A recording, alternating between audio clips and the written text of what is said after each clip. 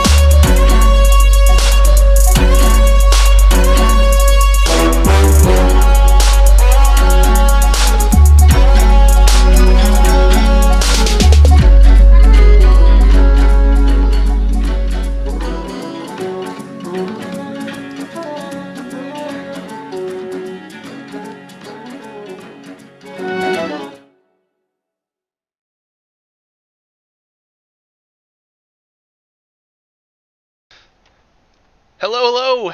Welcome to Salty Saturday, the saltiest Saturday we've ever had, and I am Donde, excited to be here.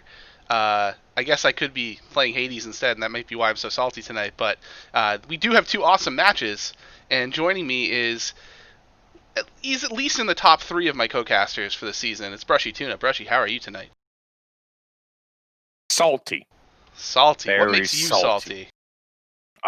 There were people in the gym that constantly got in my way, and I'm mad, so I'm salty at that, and now we're into these salty Saturday matches, so I'm just letting the salt run through.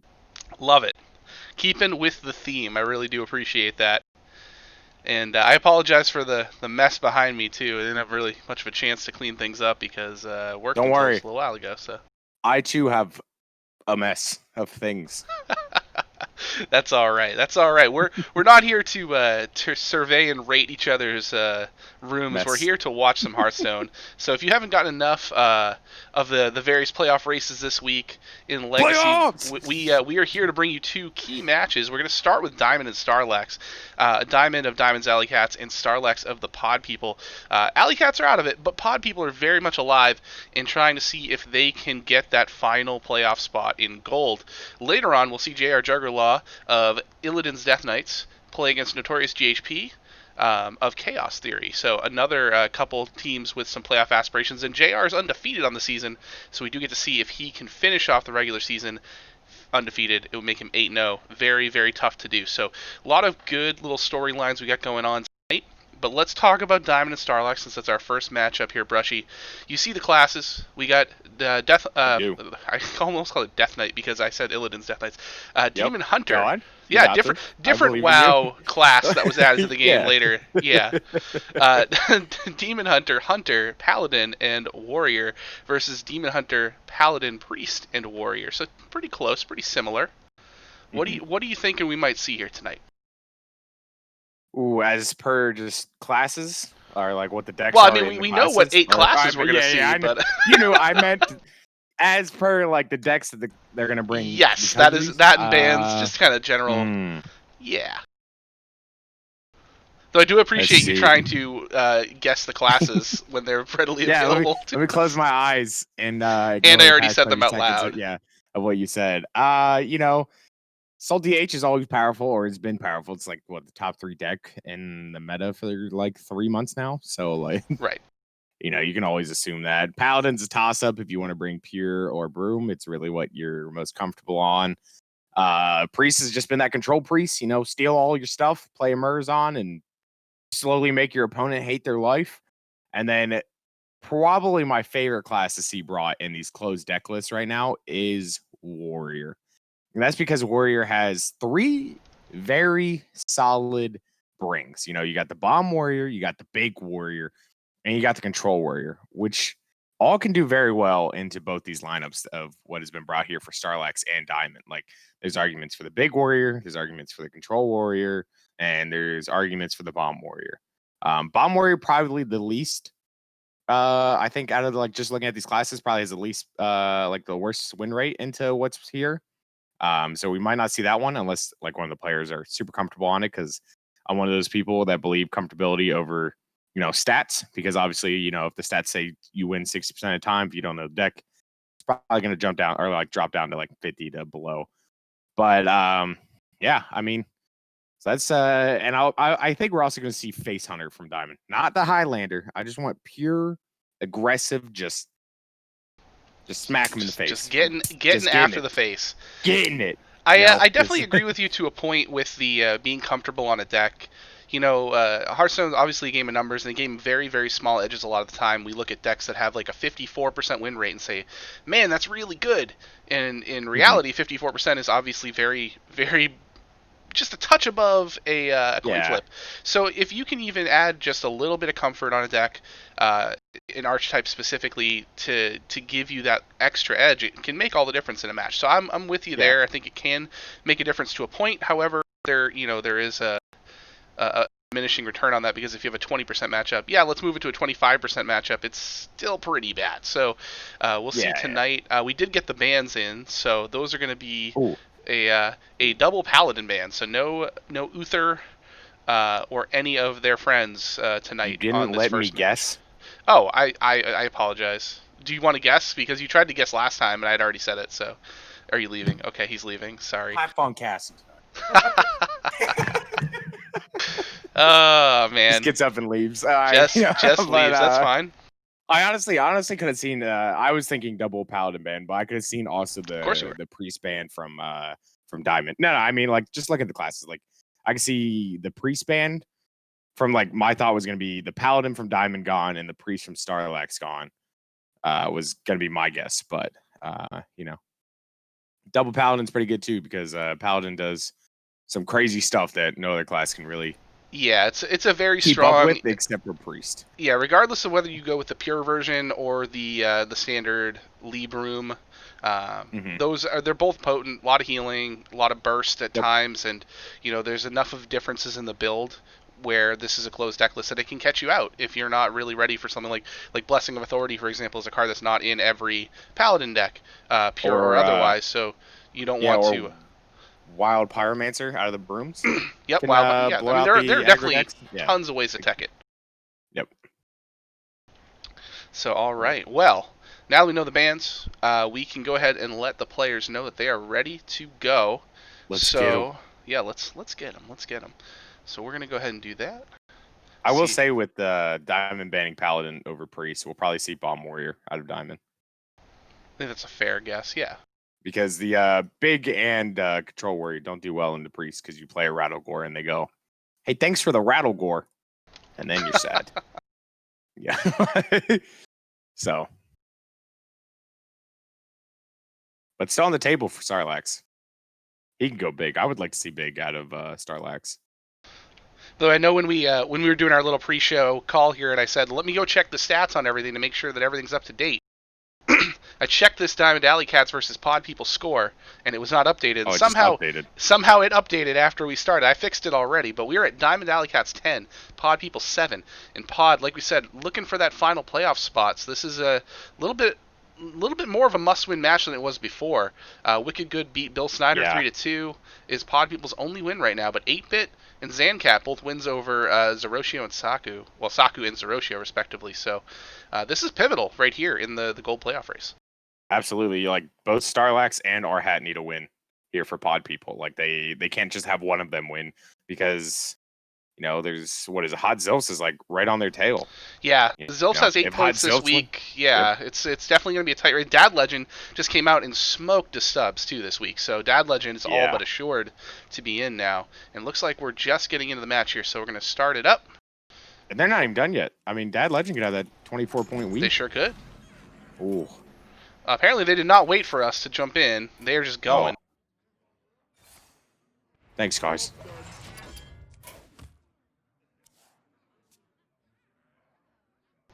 Takes time to get the matchup with all the friendless penis. There we go. Yeah, well, I mean, you gotta somehow find the right eyeball in this sea of eyeballs. Yes. That spin like crazy. Oh, it is Control Warrior. It is a Control Warrior. Yeah, absolutely. Well, I guess it could be a big warrior. No, Bloodsworn Mercenary gives that away. Yep, Bloodsworn. Saw the Bloodsworn. Yeah, let me pay 7 mana for a 2/2 Divine Shield taunt. Yeah, but let me tell you, it looks up at the top like we are about to experience Res Priest. Oh no. So buckle up because this could be a long one for the first match tonight. Listen, I think the minute Diamond finds out that it's Res Priest, he just scoops. Like you just get out of this match. There's just no beating it. I mean they have so many answers for Rattlegore, Kargrath, like just all the threats that the Control Warrior uses to like actually win the game.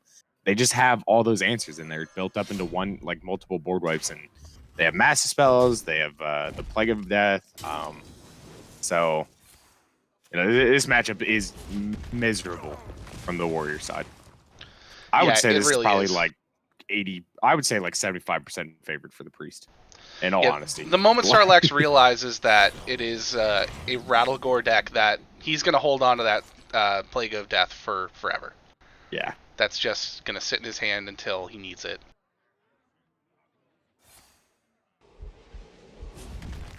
And we see the early game plan here of the Warrior, just removing the few things that Starlax will put out as a Priest. However, Starlax doesn't mind. He'll be happy to resurrect them later with Mass Resurrection. And yeah, this is not the most involved early turns, just seeing how high the armor count can go. Mm-hmm. Just keep it going. Here's a question for you: is there any chance that we see Silas in this Warrior deck with the combo and the Shield Slam combo? Well, not anymore. Oh, the actual shield. We've seen the Shield Slam. The actual Shield Slam? Yeah, we've seen the Shield Slams being used pretty liberally at this point, so I would imagine we won't see that. I assume there's a Silas in the deck, but I don't think there would be that combo.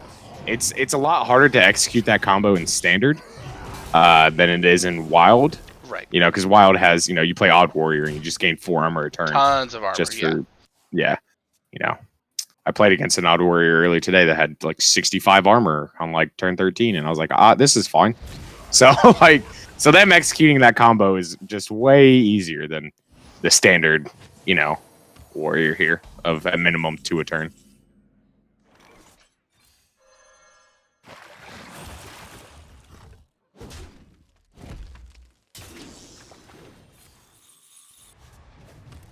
And I have to say, I know this is a matchup that is going to go quite some time, but both players are playing very quickly right now. I know Diamond's turns have generally just been, I'm going to hit the power button and save as many resources as I can, but he does have to start doing damage at some point.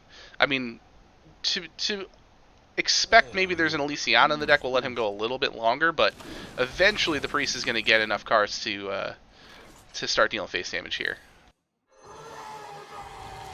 Nope. Goodbye, Rattlegore. Yeah, Rattlegore is about to find out what that He's card Starlax has been holding in his hand this entire game.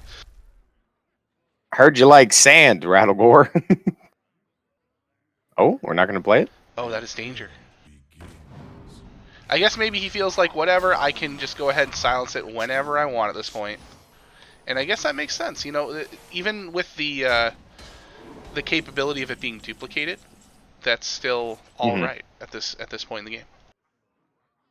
Yeah, I mean, he doesn't have the silence effect now, but he does have the AoE silence board clear. I assume it's what you were talking about, right? Yes. Okay.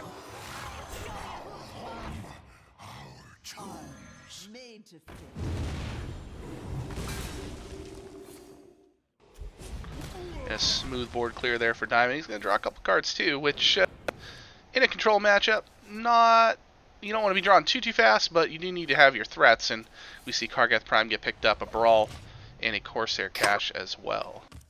Well, actually, I like this from Diamond, because if he stops on threats, then the priest just kills him. Like Right. You can't give the priest all the time to do what they want to do. You need to be able to pressure them. So that draw 3 there, like quote unquote, it is bad in a control matchup because it usually ends in fatigue. But for the warrior, if the warrior stops and just like runs out of threats, and the priest is just gonna continue to like just slowly grind him out from there. So he needs to stay ahead on tempo and control this as long as possible. And I think that's the right play there to go ahead and drop Deathwing, but Starlax has the counter in hand in Shadow or Death, which after playing the Psychopomp here is going to put Diamond back to no board. And I saw him briefly hover over the Kronks last turn, thinking maybe I play the Kronks to get to Gala. I think nope. You do not do that. Yeah, you do not do that in this matchup. Where you Absolutely need not. every bit of damage you can possibly muster, every resource you can possibly get. But I'm fine with Kargath here. Yeah, Risky Skipper is not a problem here. Just get rid of the remaining bits of the board. Come on, good pirate. Good pirate. Boo. Not a good pirate. At least not in this matchup. Boo. And there's Galakrond for Starlax. Yeah, we could Breath of the Infinite Galakrond. Easy clear, yep.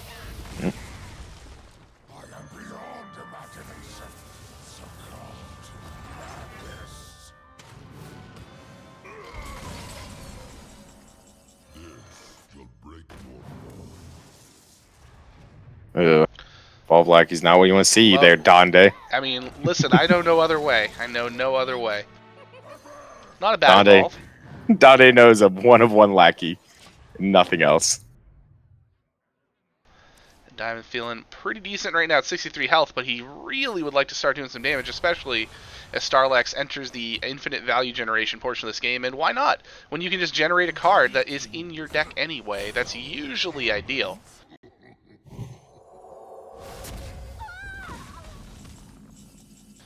And the waiting for Galakrond pays off for Diamond. Yeah, absolutely. You can't play the Galakrond too early. The value of the Kronks is that's a huge Kargath Prime. Yeah, that's a big pickup here. Not enough juice to get through the 2/6 right now. Well, you could Bladestorm, but that seems like a gross waste of the Bladestorm. Get rid of your whole board and use the Bladestorm. I don't necessarily love that. I mean, the one thing I will say is that Starlax is running out of cards comparable to, where he was just a few turns ago, but with the Galakrond hero power, he's going to continue to pump out minions and continue to pump out threats that Diamond will have to have answers for at some point here. Yeah, I mean, that Bladestorm is actually pretty good into a res board, right? Especially after seeing... How many Cartoon Defenders have we seen? Like... Minimum 3 so far. Yeah, so like there's a chance that the Mass Resurrection is just all Cartoon Defenders. Yeah, because if you've seen 3, that means there's 6 in the pool. Yeah, exactly. So I don't know about wasting that there. I mean, you could trade the minions in and get them out of there, but oh my goodness, Katarina Morte. But like that Bladestorm has way better effects than killing off a 2/4. Right. So.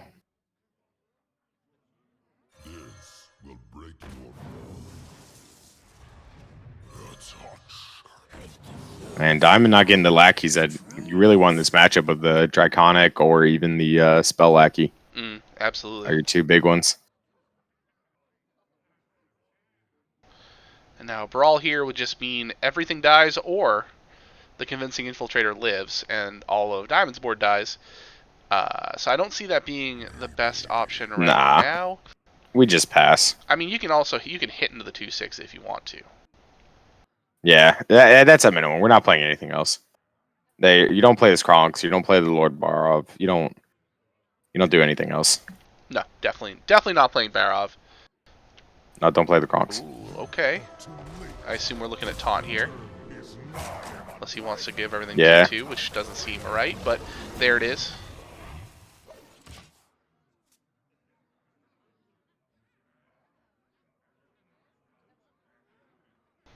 Dr. Fish is a fan of your hat, by the way. Shout out to Dr. Fish. Yeah, man. It's the old 80s and 90s Raptors logo, man. The only thing I can ever think of when I see that Raptor logo is the gif of the Raptor skating down the stairs and then eating it. Oh, yeah, I've seen that. Which is like a top 5 gif on the internet, in my opinion.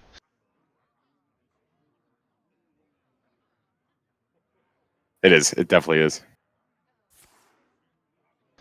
Breath of the Infinite with the activation of no damage to the 2/6. Not that I think Starlax particularly minds any damage here, because he's probably just going to run this right into the dragon. And after that is... Oh, no, he's going to do it first? No, Holy Nova. There you go, to get the 2-1 out of there. Yeah. And either way, he's taken down one big minion. The taunt still lives. Yep. You just coin out this Bone Wraith, and this Absolutely. A2's not getting through it. Yep, that's... Well, I mean, theoretically, because he can Kargath Prime. Yeah, Kargath Prime, Hero Power, and then, yes, the 8-2 does, in fact, get through. Yeah. But that's okay. Starlax still at a very safe health total. Diamond at an extremely safe health total at 81 right now and make that 79. But there's only so many cards. You already have your own Kargath Prime? I mean, if you're Starlax, that seems pretty good, right? Yeah, I mean, like every other big play is kind of gone from this warrior, you know? So. Mm-hmm.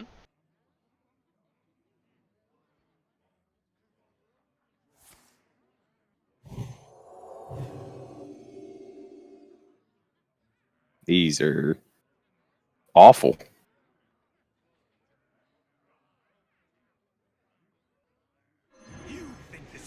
As you predicted, Mirazon comes down. Yep.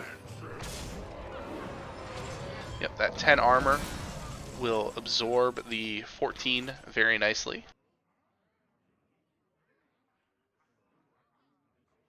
Now Diamond doesn't have a ton of great options here to clear this board and keep his 14-12 alive.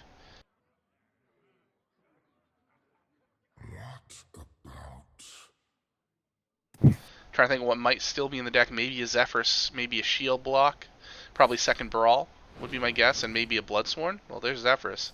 So there's yeah, Zeph, Bloodsworn, Brawl.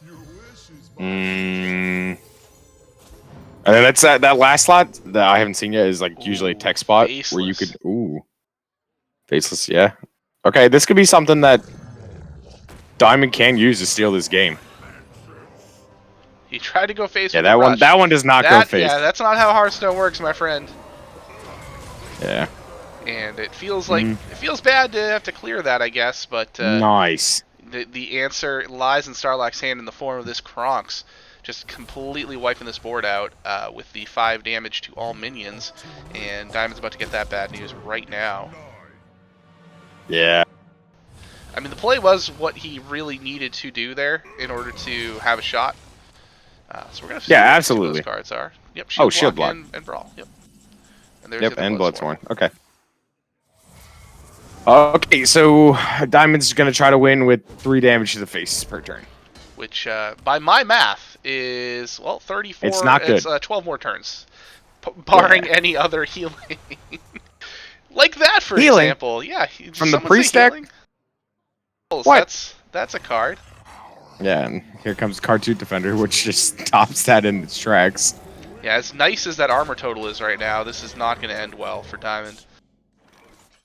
Nope. And we now know that last card in Diamond's deck is a Brawl.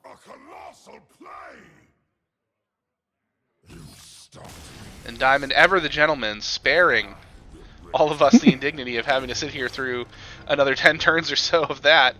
So shout out to another Diamond. 15, 20 minutes. Yeah. Yeah, Diamond. Yeah. You get the official BrushyTuna thumbs up for being a good sport there. And so Warrior does fall in game 1 to Starlax's Priest. Yeah, which is really good news for the pod people here. So it's how they wanted to start off this match. Oh no! Oh come on, please. Not control warrior mirror. Oh, we will see, my friend. Oh no! Oh, I saw an Illidan. I saw Illidan. Oh no! No! Should I just tell our second match right now that they are not going to be playing on time? I don't know. I mean, that first one only lasted 20 minutes. Yeah, that was pretty merciful by a Res Priest versus Control That could have been 40 minutes. Easily. I'm gonna let you know, Donde. You should be happy you didn't cast last week. Match 2 last week lasted an hour and 51 minutes. I did hear about that. It was a good time though, but you know that's what happens in this meta here. You know, at the end of this meta, a lot of control decks are picked up a lot of popularity, and so we just gotta slog through this. It does look like Starlax has a bulwark, which can be huge in this mirror here. Very much, yes. Which will allow Starlax to, like, you know, if Diamond gets out of it, Rattlegore or something, you know, before Starlax can, then you know you can bulwark and kind of reset the tempo of the game. A couple interesting choices here for Starlax. Probably, I mean, he's mousing over ramming speed, but Shield of Honor, really good. Yeah, I think Shield of Honor was going to be the pick there. But I could definitely have seen a case for ramming speed, knowing that Diamond is likely to only put out a bunch of big threats. You know, you got the lackeys, but ultimately he's going to have a bunch of big threats that maybe that would have come in handy. But but no, I think Shield of Honor is the better pick. Yep, absolutely. The other thing about this matchup is early game pressure in this matchup is also huge, right? So your early game pressure is eventually going to get cleared out, but that extra like 10 to like maybe like 15 chip damage that you can possibly do is like that key point for when you both have your Rattlegores down and you're copying Rattlegores, because then it forces the person that took that extra damage to trade into your Rattlegores, and your Rattlegores can just ignore theirs and go face. So I don't know about the use of this coin. Well, we saw the shield slams from Diamond last game used pretty aggressively, and I think this is very aggressive here. Yeah. Especially since at this point you don't really know the archetype you're playing against. You've seen a lot of cards that are in control but are also in Bomb Warrior, and they're also in Big Warrior, or not in Big Warrior. Evil Quartermaster, I guess, is the only one that wouldn't be. But yeah, it could have very, very easily be Bomb, and you might want to use that on something like a Dr. Boom. Yeah, exactly. Also, like the coin into Rattlegore turn early too is also huge in this matchup. Yeah, it's how you reclaim the tempo a little bit. It's how you reclaim it or how you steal it too. You know. Well, reclaim and steal are they're not the same word. They're not the exact same word, but they have the same connotation in this context, my friend. I'm going to Google. Feel free. Is Donde an idiot? Ouch. Good key. Oh, it gives it to me in Spanish. Sí, es muy mucho. Oh, Deathwing is probably not the pick. We're not Sage here. Fairy Dragon, though, I would have taken Sky Stalker. I am completely 100% in agreement with you there. I think Sky Stalker would have been, because again, you're looking for stuff that has longevity, has value to keep this game going. Fairy Dragon is not that. If we would have played Fairy Dragon this turn, I would see the argument behind the Fairy Dragon, you know. But the fact that we didn't play the Fairy Dragon makes that play a little, or makes that pick a little. Almost certainly seeing Galakrond here though from Diamond.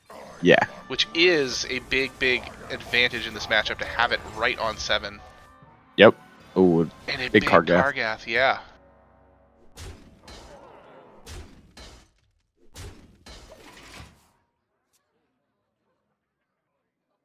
Deathwing. Yep. Oh, I like that here for sure. Minimal damage, yet clears the board, still leaving with a 12-7 Deathwing. Yeah, but you know what clears that? Well, 4 mana, 8/8. Yeah, or Kargath, sure. Gonna weave that Fairy Dragon in here, and probably with a hero power, and start hitting the face as much as possible, since that's what you want to do. You want to leverage that hero power, keep putting any pressure you can on Starlax. Starlax needs to just slam his Rattlegore here. Nothing else in his hand matters. There's really not too much downside to it at this moment. No, I mean, you also, like, unless Diamond for some reason teched in a silence effect, the only way they silence your Rattlegore, is Eternal, is like Zephyrus. They have to get the Zephyrus. But with 15 cards left in the deck, Zephyrus is definitely not active. Right. And we're about to see that Rattlegore get duplicated here as well. I would say the only way he really has to activate that is to take out that Fairy Dragon, which actually in this case is kind of a bad play that Diamond played. Not that he would have known. Yep. But here comes this combo and that Shield of Honor too on top of it. Yes, it will not make this an 11-11 Rattlegore for anybody who has not seen that interaction before. It'll still be an 8-8 because it's based on the base stats. But for right now, this is brutal. Oh, I think my client crashed. Well, we can still hear you. Yeah, it's there's a floating evil quartermaster on my screen. Yeah, that's not happening. We're about to see Lord Barov come down, and nice. Rattlegore will get face for Diamond first, and Risky Skipper plus it looks like Kronks, or nope, he's gonna go with Pirates instead. He was mousing Kronks for a second there. Yeah, but I mean these Rattlegores get to live. They do. And another Diamond's turn. about to get a pair of Rattlegores himself, though.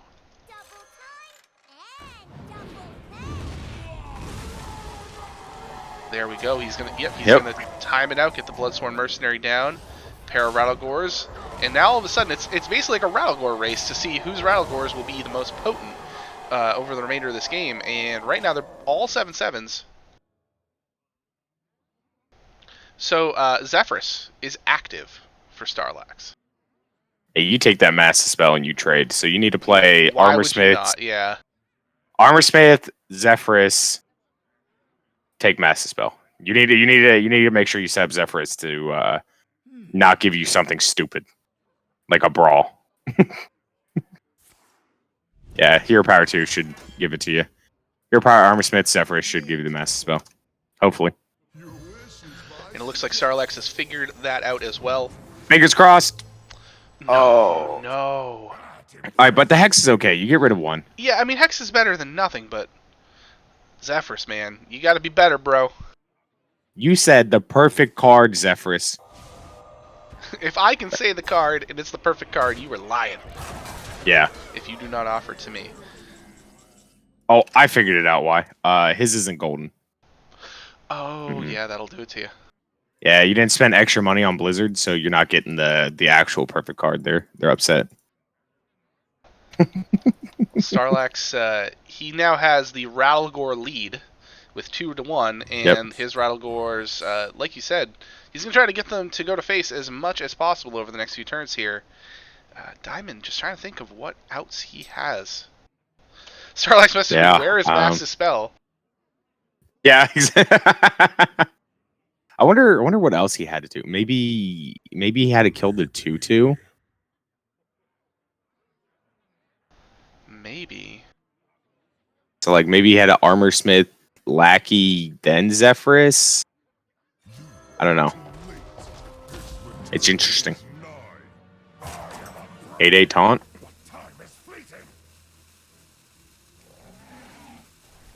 Yeah, that'll absorb one Rattlegore punch. Bit. No, oh, no. Okay. Oh. All right, Diamond. Diamond says the longer this game goes on, the worse my chances are. So let's go. I like this. Yeah, I like this. It's aggressive, and it might work out.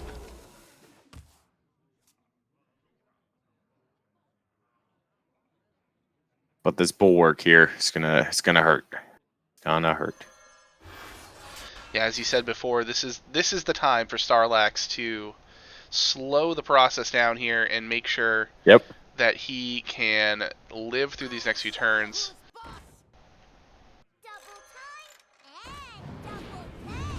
It should also be noted too that Diamond has that Zephyrus in hand, but it's not active yet. If I remember correctly, it would be Armor Smith and Battle Rage that are still shutting it off. Yeah, I'd be so mad if I was Diamond, because Starlax's Zephyrus, his Zephyrus was active with 15 cards left in the deck. Wait, why would you not trade your Armor Smith into that? Why?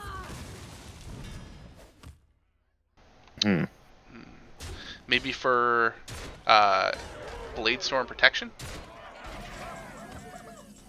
I mean, but it kills its own Rattlegore, though. Yeah. So, maybe.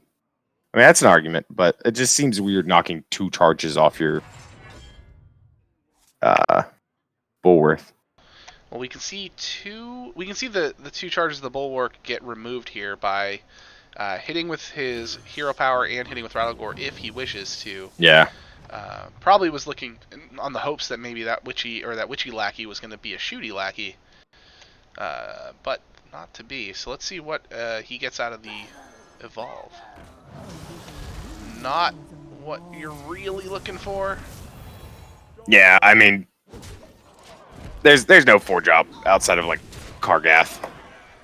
I was going to say really the looking Korkron for. Elite would at least let him punch that turn Oh, that and too. get rid of Yeah, the Bulwark, but yeah, nothing that was going to like swing the game on that exact turn.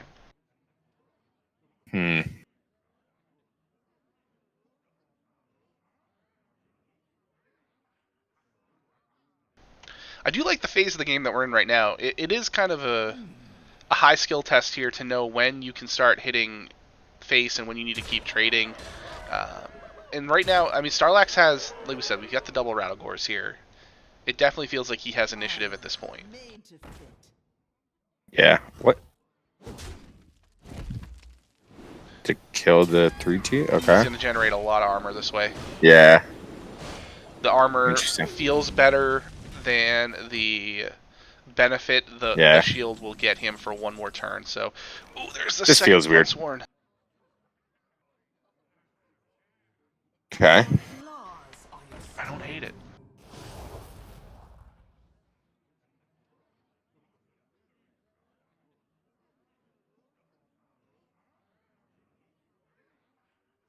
So he's got a risky skipper in deck here. Yeah.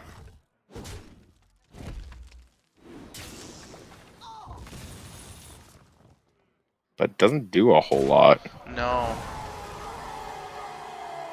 Starlax has 13 on board. It's off by 1. And maybe this is the point where Diamond tries to go wide enough to feel like he's in control. And maybe put some pressure on Starlax, but I don't think that it's going to matter. I mean, too much health on Starlax's side. That 13, 15, 18, 20 is not lethal. Still off by 14. And for another Rattlegore. We're gonna brawl. All right, I like it.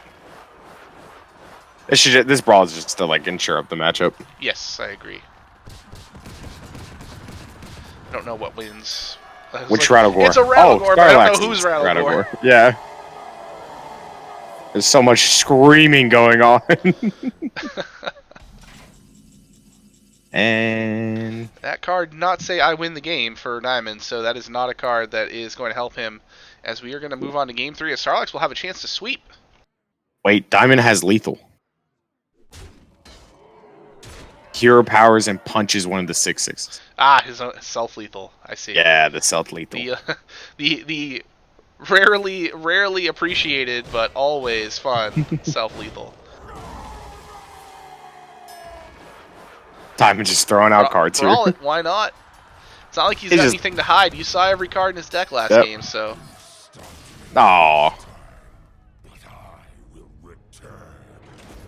We need to perform the self-lethal. Can only get so lucky, my friend. It's upsetting.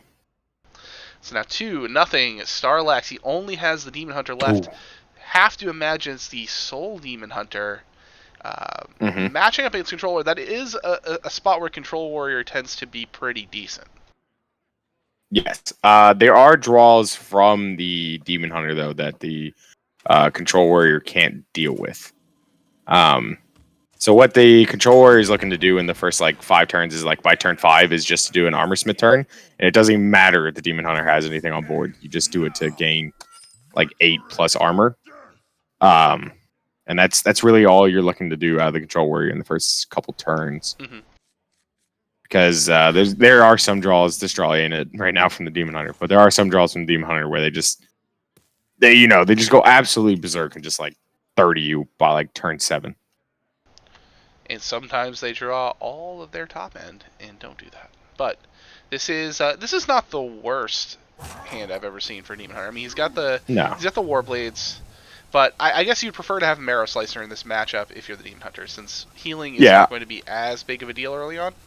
Yep. You also want your low-cost minions too, of the Wand Makers and the Mana Feeder. By Wand Maker, do you mean Philosophy Generator? For other people, Donde, they produce twin slices. But I understand your pain. I don't believe that. I understand your pain. Nah, we get double jump too. Don't worry about that. We get double jump. That's that was fun. Yeah, what a car. Yeah. I think I told you this story, but for the viewers out there, I had a game the other night where double jump was provided to me, and I immediately drew a skull. And then on turn 7, when I could double jump into skull, I drew the other skull. And I was like, oh, thanks, Wandmaker, you got me again. In case y'all also don't know, and since Base is in chat, Base played Donde 2 weeks ago in Hero, and she played 5 Wand Makers over 3 games and got 5 twin slices. That was how my season ended, yes. Yes. Certainly not the nicest taste to have in your mouth as far as an archetype is concerned. Starlax using the Eldrazi Warblades early here, picking up a second copy of them. Certainly fine with that, especially with the Pillager in hand. He'll have options to continue generating weapons here over the next few turns. And there's a skull. There's a second skull. So now you got one very buried skull in the middle there. But over the next few turns, you try to start digging that out. Yeah, playing the Soul Shear here. Yeah.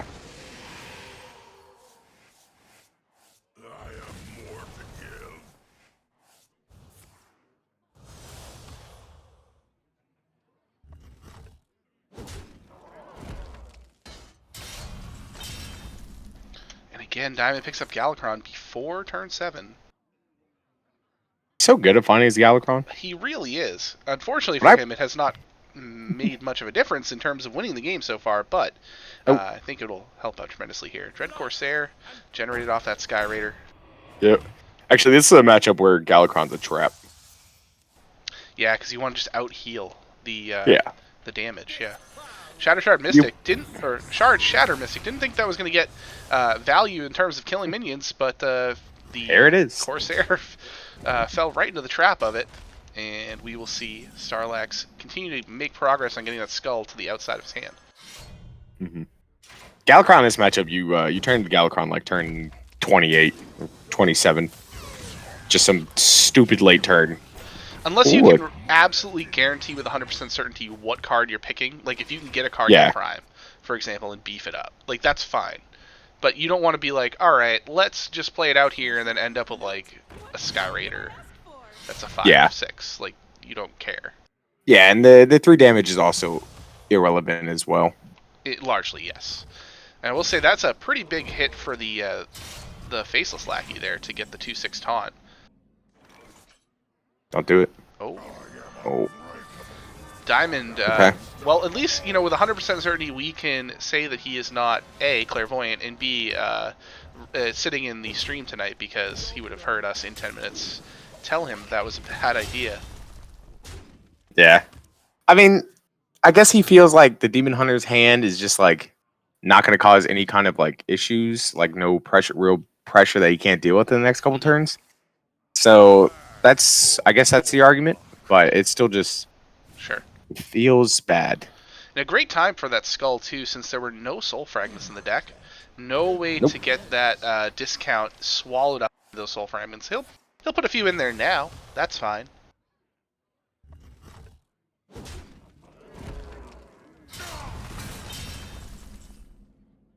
Kronks for an 8/8.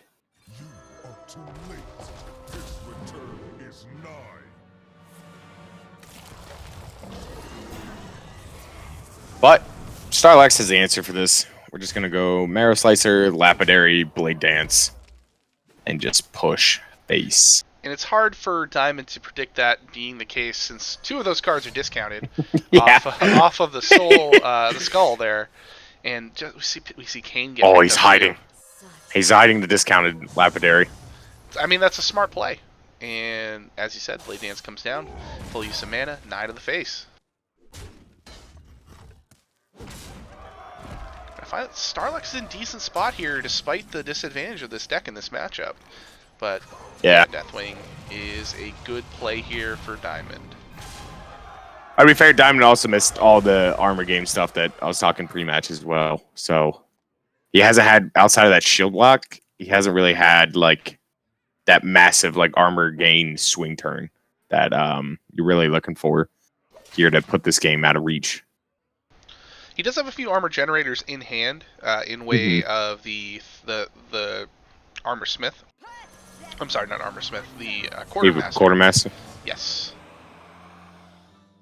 Yeah, lapidary. Whew, this is getting scary for Diamond now.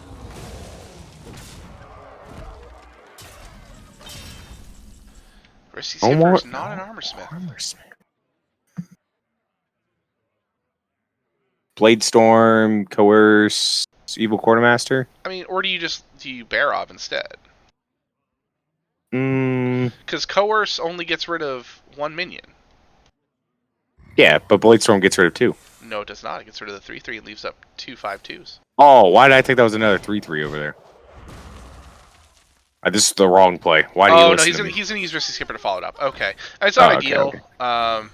But it is going to be able... Because you'd obviously like to save it for the Armor Smith if you can. But he had the Witchy Lackey. Yeah, I don't see any problem with that instead. The Donde Lackey. Diamond's seen quite a few of them tonight. Yeah, 6, 8, 11, 12. Is that one off lethal? Well, it's actually just 11 because you can't hero power this turn. Yeah. Because it costs 10 to play Marrow Slicer, Kane, and both Twin Slices. So I like this from Starlax. It could be, depending on what he gets out of this. Oh, eats the discount, this first soul fragment. That's fine. Blade Dance. Oh, okay, Chaos Strike. Oh, there's a acidic swamp who's hiding out in here. Yeah, that's a mirror tech right there. Yeah. Then again, this is a class warrior that typically has tons of weapons, so not a bad little cross matchup tech. No, it's pretty good into Hunter too. Eats that eagle horn bow.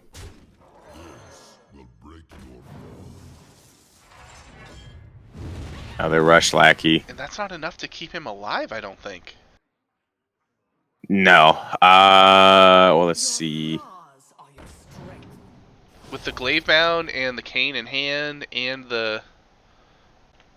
So he has... 2 plus Cane 2, is 5 4, plus 6. 7, 11. Yeah, this is it. Yep. It's going to be a Starlax sweep. As you said, if he'd been hero powering for armor instead... I mean, also very bad luck to not pick up an Armor Smith at any point. Top 15 cards, both of them. I mean, still, it is half your deck left, but yeah, that's... Wait, Starlax does see the lethal, right? He's probably just rechecking the math. Okay. Yep, I was saying. Make sure you don't miss it. We didn't even take the second slice into account before he had lethal without it, so just a little bit of extra damage. That's fine, and that's going to get him there, and we see a quick sweep. Quick by all standards, considering all 3 matches involved a Control Warrior. Yeah, and one of them was a Control Warrior mirror, and then there was that Rest Priest versus the Control Warrior match, so...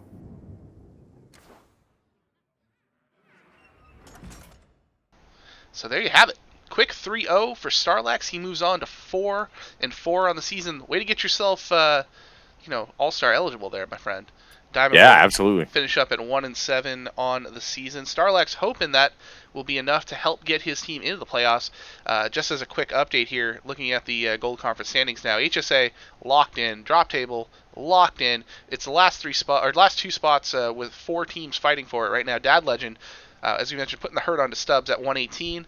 Pod People with that win move up to 115, and this basically becomes a question here of can they win the week and lock out the Zilfs, because the Zilfs are sitting at 108 right now with 3 matches left to play. So 2, lock can right? still I'm sorry, 2 matches left to play. Yes, both happening tomorrow night. Lock can still happen. Good Luck Albatross is also with 2 matches left to play at 106. Not dead yet either, but actually, might they be? Well, so Pod People move up to 115, which means that Good Luck Albatrosses are 9 out and can only get 8. So yes, actually that win for Starlax did eliminate GLA from the playoffs. Yeah, 106, 110, 114. Yeah. Yep. Yeah. Rechecking your math. Wait, Math work. No, 106, 11. they'll tie, right? They can could tie. So then it comes down to Yeah. who has the better record. Which good luck Albatross is 2-5 right now, which means the best they can do is 3-5. Pod People, Zilfs are both 4-3, so they can't possibly pass them for the tiebreaker. So yes, so that does eliminate GLA. Is it better record? I thought it was the regular season meeting. No. Oh. Mark Shire said earlier today that it was the record. Wow. This just in, folks. I don't read things. That's okay. So let's well, first of all, we're over a little bit early here.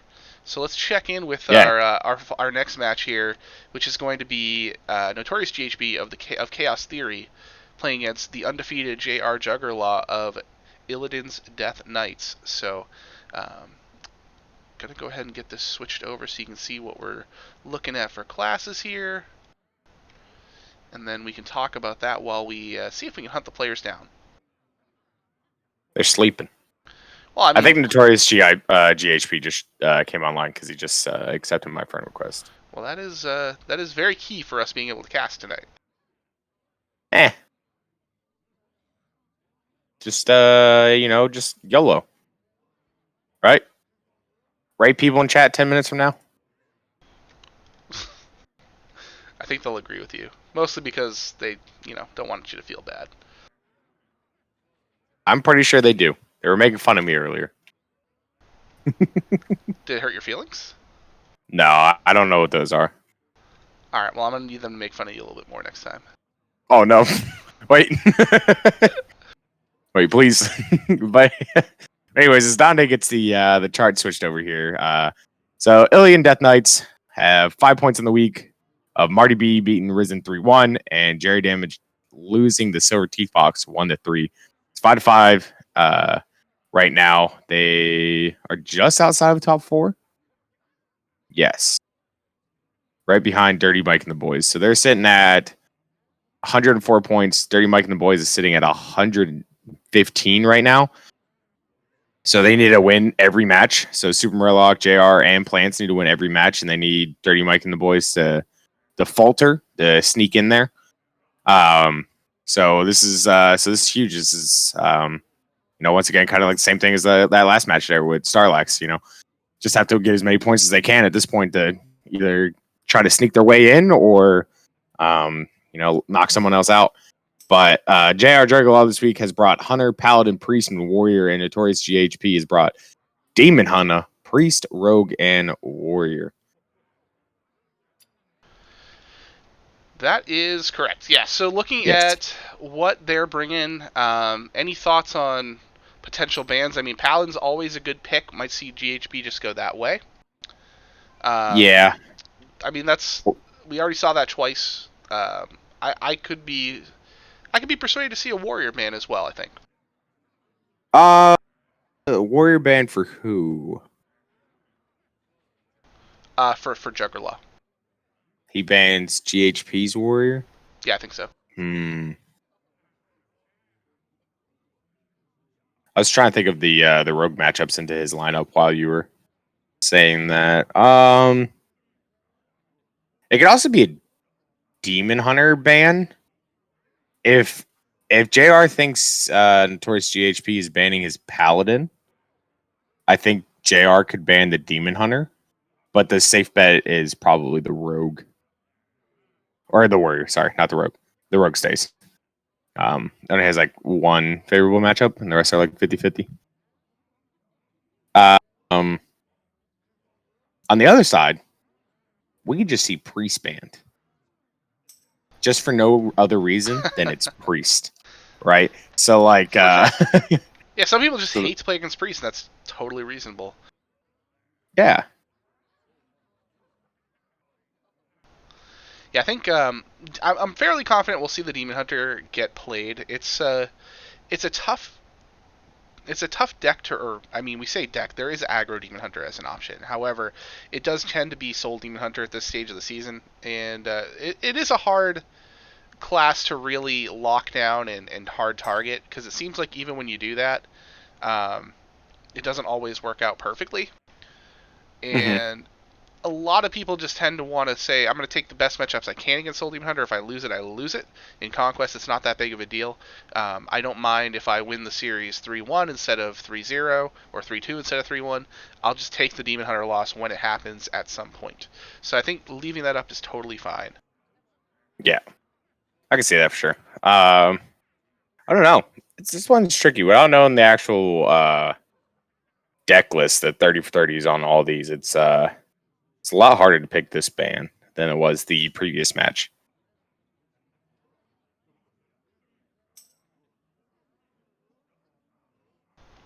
Well, while we're looking at that, I'm just going to go ahead and make sure we take a look around the Red Conference to see what the scores are so far. Defias and Chop tied at 12 right now at Oh, the top of the Red Conference. With Defias, well, Chop is third place, but they're going to pass ATL, who's on bye this week, in second. So this will be your top two teams in Red. In Defias being number 1, Chop being number 2, ATL at number 3 right now. But Dirty Mike and the Boys only 1 point behind them at 117. I'm sorry, 115 right now, with ATL at yeah. 116. So DMB right now is the cutoff, but then you've got just behind them Illidan's Death Knights, featured in this match here, so very important match for them. Chaos Theory a little bit further out at 94 points, so it's unlikely that they are. I don't know if they're mathematically eliminated yet.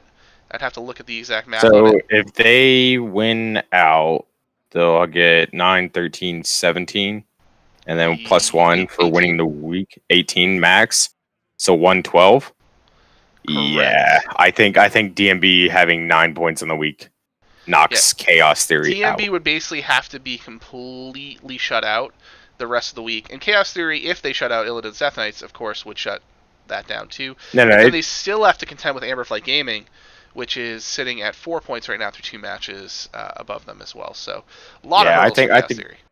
no, I think Chaos Theory is actually out because DMB is sitting at 115 right now, and there's just no way that Chaos Theory now can get up to 115 points. They can't 20 point the week because they already lost a match. Oh, you're right. You're right. Yeah, I was thinking 23 in terms of the most possible points, but yes, they've already Nope. lost a match. So you're right. Hmm. Yeah, So they're the best they can do. systematically eliminated, right? Unfortunately, yeah. I mean, still, they can certainly spoil Illidan's Death Knight's chances. Yeah, absolutely. Like that's what you're doing at this point. You're just dream crushing. Like, oh, Right, right. did you want to win? Oh, I'm sorry. I mean, But as far as I'm concerned, too, for me, I always like to finish the season on a strong note, even if my teams yeah, are eliminated. It feels good from a captain's perspective to put a good effort and just to say that your team is fighting to the very end, and especially considering Chaos Theory entered this week still alive, and I'm sure they did all their prep and everything, on the hopes that this was enough to get them in the playoffs, knowing that it was a long shot. yep. But sometimes it just happens to be like that. It be how it be. It do be like that. It do be like that sometimes, you know. So let's see. So Ellen Death Knights, the highest point they can also get this week is 18. So they're looking at 117 points max at the end of the week. So DMB needs 3 points to lock them out and take that fourth spot. Right. Ooh. Which again, I mean, Blood Bloomers has DMB's opponent. Blood Bloomers has Atomos playing Fuel, and then ATOR playing Astral Frog. So Dirty Mike Yeah. and Boys has the record advantage of those. Fuel and Astral Frog are both 5-2. Atomos 3-4, and ATOR is 3-4 as well. So if you look at just on paper for how they perform this season, Dirty Mike and the Boys should be able to get the points they need in the remaining matchups. However, I will say Atomos, regardless of the record, very dangerous player. It's still Atomos, yeah. He is capable of sweeping anyone, though he brought Shaman, so we'll see how that works out for him. But ATOR, I know I've played him before as well, a very strong player too. So Astro Frog might just be having the better season right now, but PR wise, it is the advantage on the side of the Blood Bloomers. So it'll be interesting. It's not a lock completely, but I think if you're DMB, you feel pretty good that you will be in the playoffs at the end of the week. Yeah, because you could lose both these games, but as long as like you scored 2, like you take 2 matches and one of them won in the other, like you took the week or you took playoffs. So, yeah, I mean, yeah, it's can't count on Atomos to not just come in and sweep you. But like you said, there is a class in there that I've never seen before. So I'm curious on how that will do. All right. Amberflight Gaming's in the same boat as Illidan's Death Knights. Yeah. I was checking to see like the next team down. So they also just need to like win out the week and hope DMB gets no more points. Yeah, it's definitely long shots for both teams, but they are still technically alive. And we got bans here, so I'm gonna go ahead and get those added in. What we got, Donde? So NotoriousGHP will not be allowed to play Priest. Yes. Which was predicted, yes. I believe. And for the the 3 out of 3 tonight, no Paladin for JR. There's still a Priest. Well, that's because he couldn't ban both the Priest and the Paladin. I mean, but you just banned the Priest, right? Like that's how that works. Right. All right. Bueller. Bueller. Donde.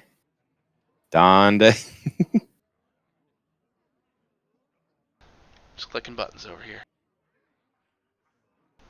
Alright, stream should be updated and ready to go.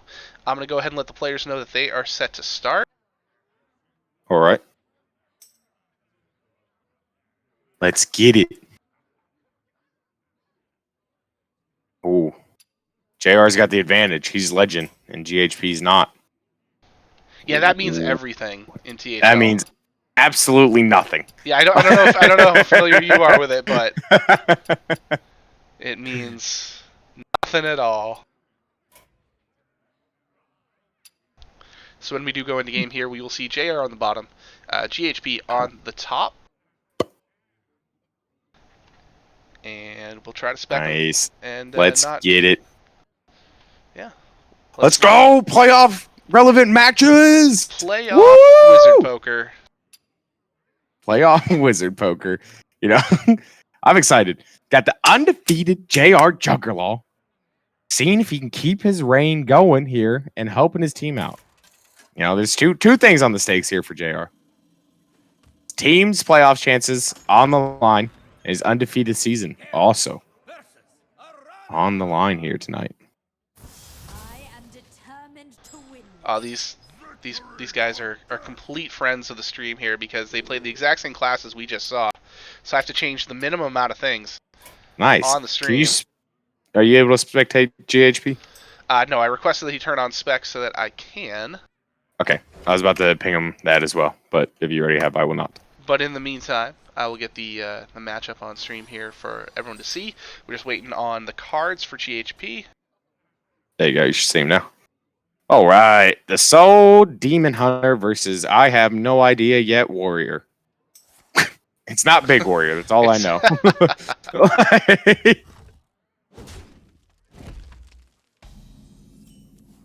Still have no idea. A card featured in many a Warrior, yes. Warrior. Everyone's favorite THL game. Guess that Warrior. Actually, I think the Battle Rage makes it control Warrior, right? Because I don't think Bomb plays. Does Bomb sometimes play? Certainly does. Yeah, absolutely. Oh. All right. Let's play. Big is the only one that doesn't play it, but also doesn't play Barov, so that gives it away. Yeah. Or Risky Skipper.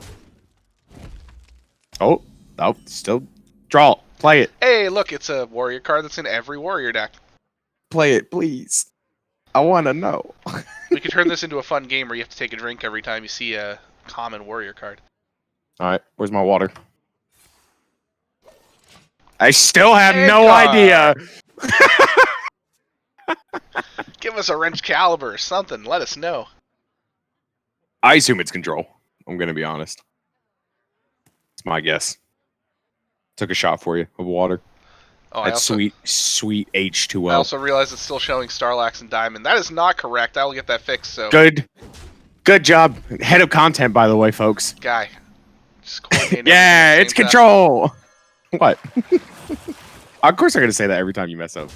Why would I not, Donde? It's my favorite thing to say to you.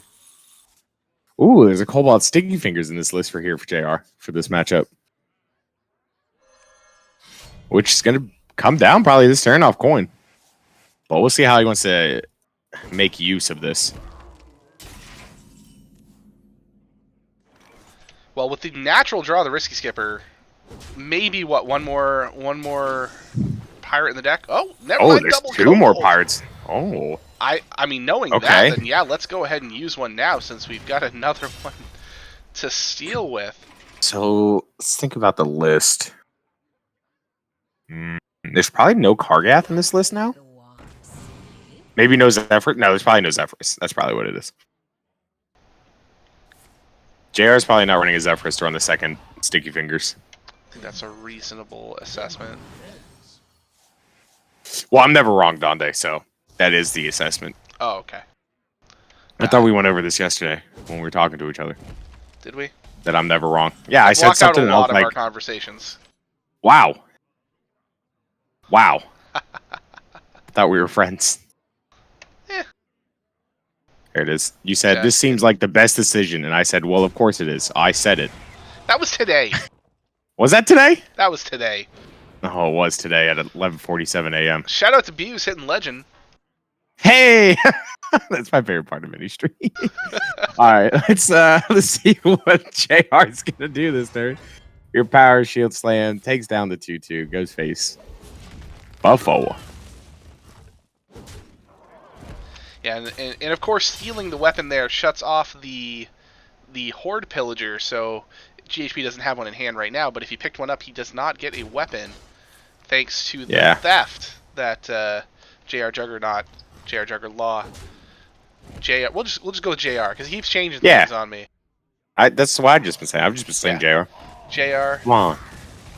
It also delayed the Glade-bound Adept here by a whole turn as well. It did, which is pretty big too. It's a big body, plus the burst damage. So, which it did just come down this turn, clears off that Kobold, and now JR will, with a handful of cards here, try to figure out what the best way is to get rid of this board. What now? Not a lot of great options. I mean, I guess this might just be an Armorsmith turn, and then you don't necessarily care as much, I suppose, about. Well, do you just Armorsmith and then Coerce, or nope? Nah, this is fine. Yeah, I like that quite a bit. That was a good ordering right there. Keeps his max minions alive and gets rid of the board for GHP. Yeah, there's not too many turns that you can make it clear with Lord Barov outside of Militia, which we might see here. Which would be a big feels bad man, but that's okay. It happens sometimes. Yeah, and there's the answer there with the Shard Mystic. Are you sure about that? Shatter Mystic. Man, twice tonight. And back-to-back games too. Just really shows my contempt for Demon Hunter. Yeah, I can tell how much you love the deck.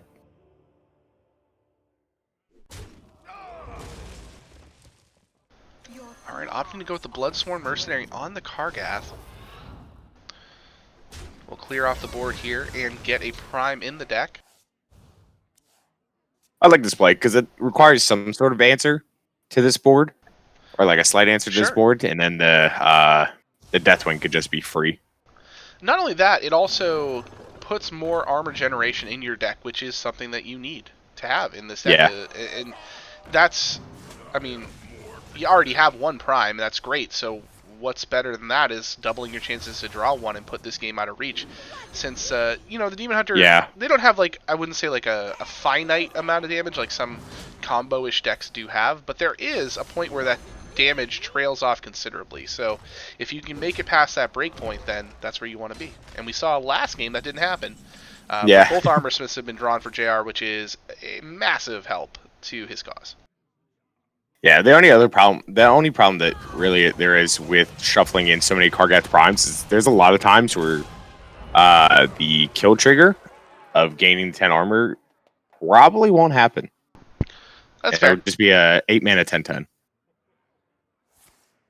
Oh. Skull right off the top for GHP, and he's going to get a Soul Shear, a cheap Adept, and a Chaos Strike. So also This dodging all the Soul Fragments. seemed dangerous.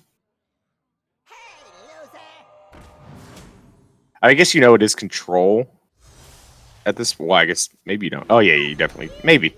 I mean, you still don't know if it's control if you're the GHP. Yeah, GHP could have used the Militia there if he had wanted to clear off that Deathwing. But yeah, opts not to do that.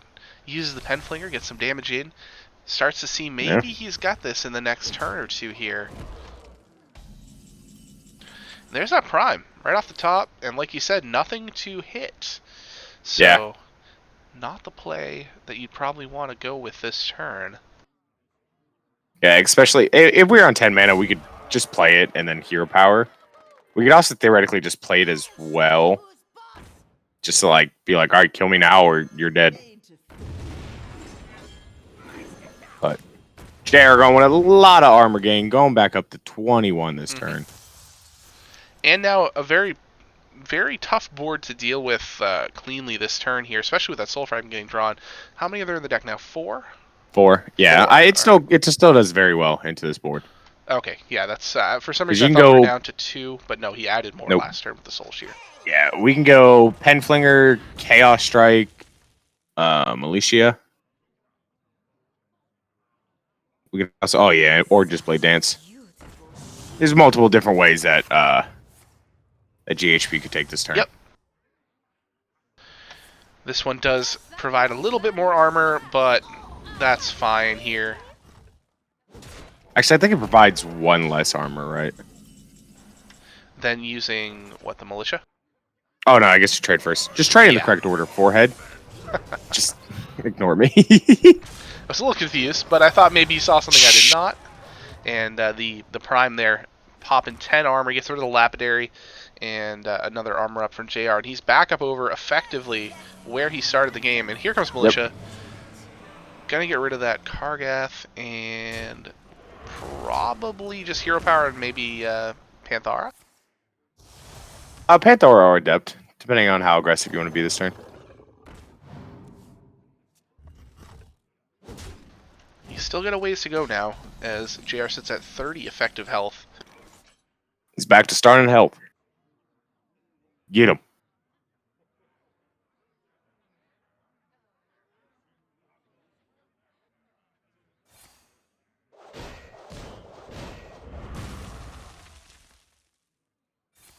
Using the Blade Storm Shield Slam combo. I think I like playing the Quartermaster first here in case you get a Shooty Lackey. Or a Rush. Could have also Never saved, shoot Lackey. Could have saved that Shield Slam. I guess wondering how many more targets are in the Soul Demon Hunter's deck that you would want to hit with a Shield Slam. I mean, Magtheridon is basically not existed in this deck now for quite some time.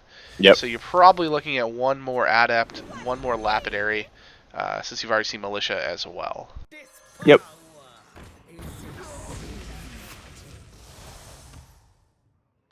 And here is that Adept.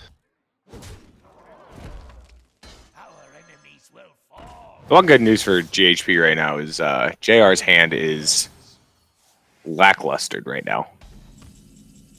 So Well, he Shield draws. Block will help, so he can dig to something else here. Wait, draw first. Using the Brawl, okay. Well, if he wants to coerce after the Brawl. Nah, because the 6/4 never wins. Told you. Well, he wants to coerce regardless. Doesn't really matter what Okay. wins, I guess. Maybe he would not have done so if the 1/3 was left on board, but feels the 3/2 is just enough pressure that he doesn't want to deal with it.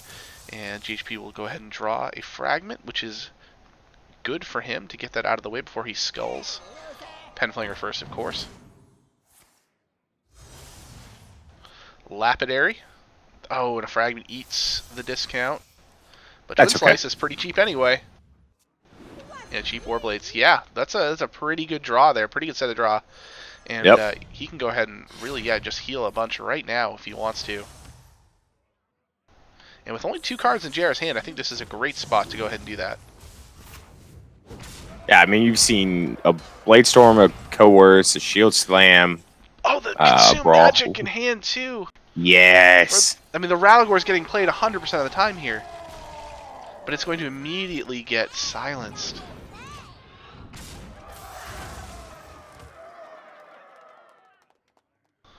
Dr. Fish, I saw you, baby. Telling us that the overlay was wrong. I was all over it, man, but I appreciate you looking out. Stop helping him out, Fish. From the future. Hey! Hey! Donde, it's our favorite wand maker card. Philosophy.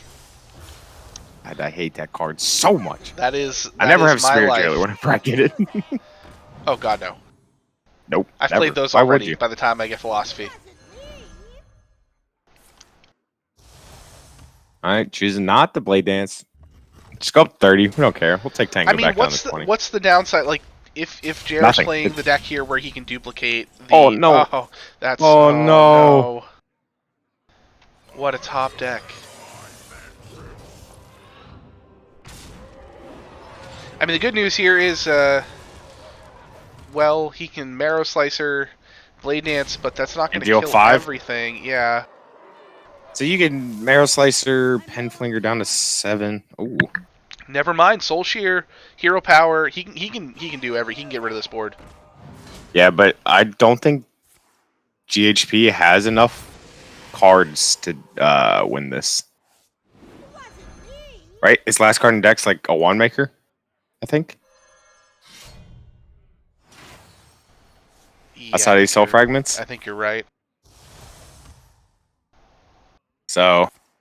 No, he's played 2 wand makers. He's played 2 wand makers. It's second Warblades. Oh. And that's gonna seal it up. Yeah, it's 10 more armor in hand for JR. Yep. At this point, I think Shield Block plus Hero Power is fine.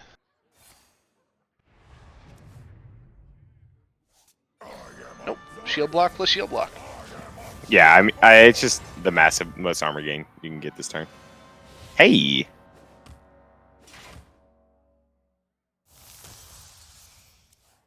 Yep, you are right. It is the other Warblades. And we're not going to play this one out. I mean, did you want to sit there and slowly tick down to the warrior just slapping you? You know that ultimately is not my decision. I'm saying you personally, Donde. Would you want to sit there for about 7 turns? You know? And just let the warrior smack you around? I will probably play quickly, but I probably will not concede. I feel like you're lying because we're on stream. I don't quit. Hold on, I got you.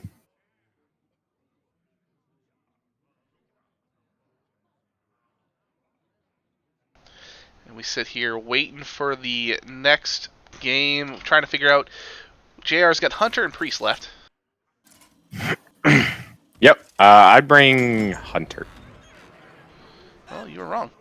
Yeah, I was going to bring Hunter because I would assume they'd switch off Demon Hunter after that. But Demon Hunter's just so good. Oh no, Donde. Are we again? Yeah, it's a Res Priest. What is everybody's deal this week?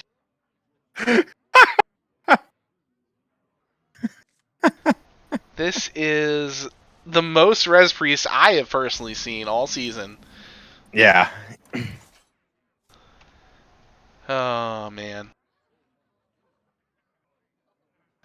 You know, as a Priest fan, I don't know if I can get behind this.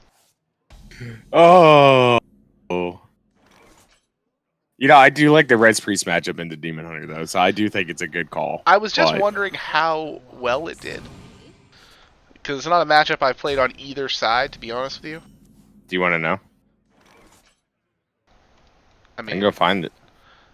I'm going to guess. I'm going to guess that it's positive for the Res Priest, though. Because, I mean, a lot of heal, a lot of taunt. I mean, even with 1 cane, that's not enough. I'm going to say it's like 55-ish% for the Demon Hunter. I'm sorry, yeah, for the Demon Hunter. The Res Priest? Or, I'm sorry, the Res Priest, yeah.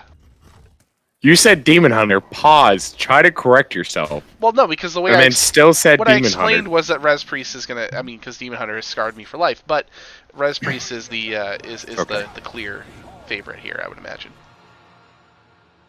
It is. It's roughly 55. Hey, how about that? But I think a person that has a lot of experience on Res Priest can make the matchup a lot more favorable for the Priest. And as we see, JR just plays out the Vargoth, which is fine, because, when that pops up in a mass res later, like is already in the hand, you will get double your minions. The other key is just making sure that he continues to get more things that pop with that mass res. So that's our first convincing infiltrator and second minion total played. Still looking for more things, though. The other thing it does is it's a must. That's a must answer card as well. Without a doubt, and that's what JHP did. Yeah. Yeah, you never want to leave that alive. Yeah. You sure? No, I'm pretty positive. Yeah, so I mean that it also works because you just get to soak up 6 free damage. So GHP's going to go ahead and coin out the Adept. I thought he might just wait and coin out the Militia next turn, to be honest. Nah, he wants to apply pressure as fast as possible. Well, Militia next turn is with 4 Soul Fragments in the deck, pretty potent herself, and we're still a few turns off of a possible silence or a possible Plague of Death. Yeah, I guess the only thing that could beat it on turn 6. No, you can't even double Holy Nova. Yeah, it's interesting. Yeah, I think with knowing that the power turn to get rid of that would be a few turns from now, and with the mana burn in hand too, you can just stave off that turn for even longer. Yeah, I think I would have held on to both the coin there and the mana burn. Yeah.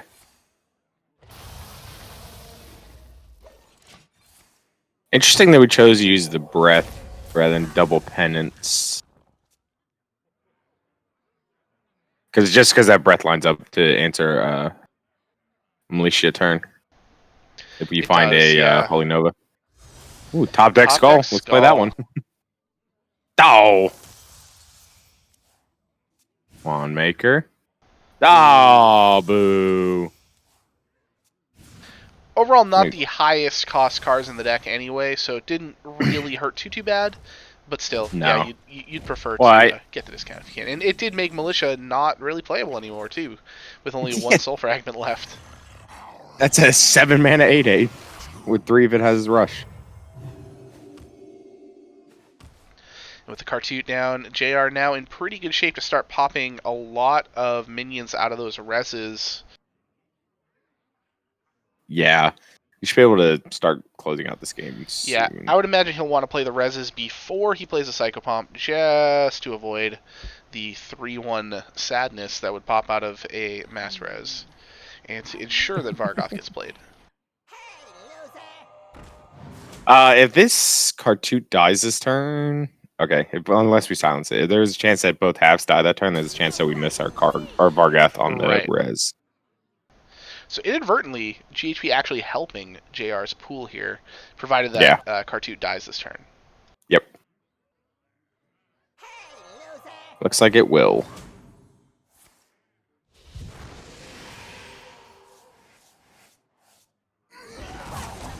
Yeah, I don't think there'll be a faster play in the West than Mass Resurrection this next turn here.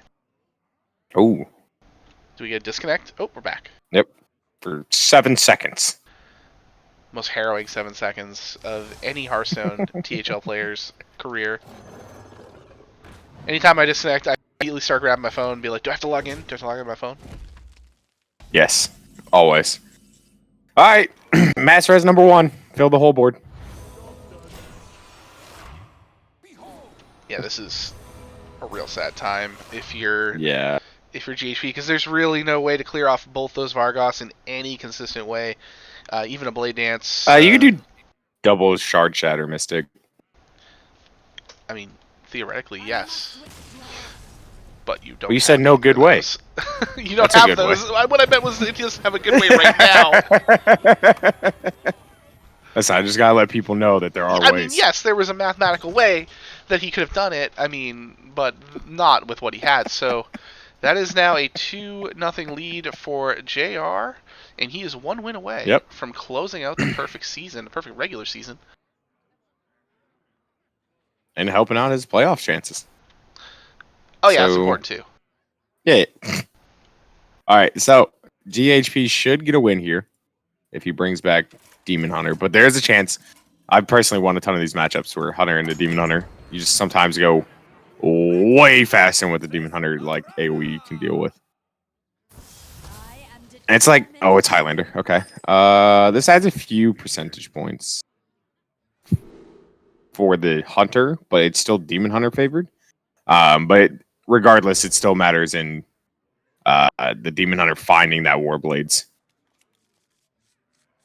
You can have all the AoE in the world, but you can't clear. Or if you can't heal back, you're dead. And JR does pick up a lot of the lower cost cards here. Dragon Bane. Rips the tracking. Yeah, there's a Dragon Bane's the pick. And I like kind of where he's got the curve here. Can go Brawler this turn, and then can go Hero Power Tour Guide next turn if he wants to. And then has that Ooze on command to get rid of a weapon. Plus, then Dragon Bane's active on 4. Yep. Probably just going to see the Soul Shear here. We will. Mm-hmm. I just want to see Hero Power Tour Guide. Unless something... Ooh.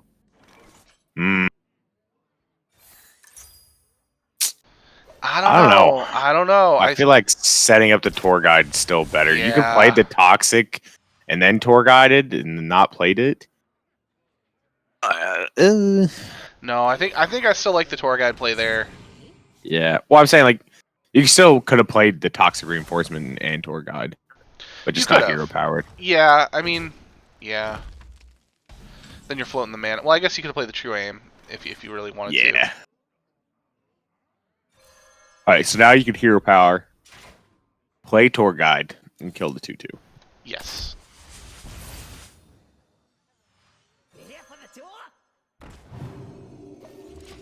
Still works out in the end. It does. It does. Because now his turn 5 play is 3/5 that does 5 to something and makes 3 1/1s that deal 6 to the Demon Hunter. Not only that, he can charge the 1/1s into whatever he likes. Yep. But instead, GHP doesn't have a minion to put down. So we're going to see Dragon Bane probably plus Initiate here. Well, I should phrase that differently. Dragon Bane, certainly. Initiate, possibly.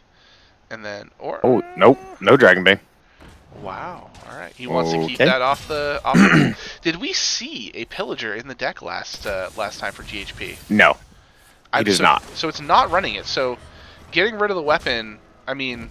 I guess if you're the hunter, you might be just comfortable with taking the damage here, but I guess I can see... Yeah, I thought we were going to take the damage. Yeah, I could see being safe, but we're probably going to see this Shard Shatter Mystic, got it, come down, just clear the board right now. You just clapping for me, thank you. Alright, so I had to. Yeah. You know. Dragon Bane plus True Aim Crescent here into it, get rid of it, and then make sure that damage goes face, and then Brand next turn is painful. Well, if the Dragon Bane doesn't live, it's not. Well, that's why I said Bran is painful. Oh, painful. Painful. I heard lethal. Oh, no, not lethal. Painful. Yeah, it is painful. Yeah, you're not wrong there. Soul Shear will just go ahead and get rid of it. Coin the Lapidary. Yeah. I mean, it does put the pressure... Okay. It does put the pressure back on JR a little bit, as he's now down to 12. And now it makes you think, like, do I just brand the face and hope he doesn't have Twin Slice in hand, another Lapidary in hand? Okay, he's going to go ahead and play the Scavenger's Ingenuity instead. He's going to hold back the brand this turn. He's going to take a little damage. No, he's not. He's immune. That's right. Green is characters, not minions. Correct. Which I think makes that card playable. Yes. Oh, look, a skull. For the skull that's been in your hand, you're like, you know what? Here's another one, buddy. Well, and he has double jump. Because this is the exact scenario I described. He has double jump in hand, and he could have used it to get the skull. And instead, the skull said, no, I'm just going to play myself into your hand. Or drop myself in your hand. Wow. I feel I feel terrible for him because I kind of cursed that a little bit. You did. You did. Yeah. This is a trading dino, by the way. Yes, it is. A trading immune dino. Yeah.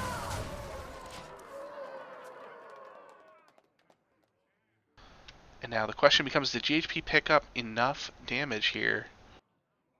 Yeah. So we can go Marrow Slicer, Hero Power, Blade Dance, and then the 3/3 clears up the King Crush.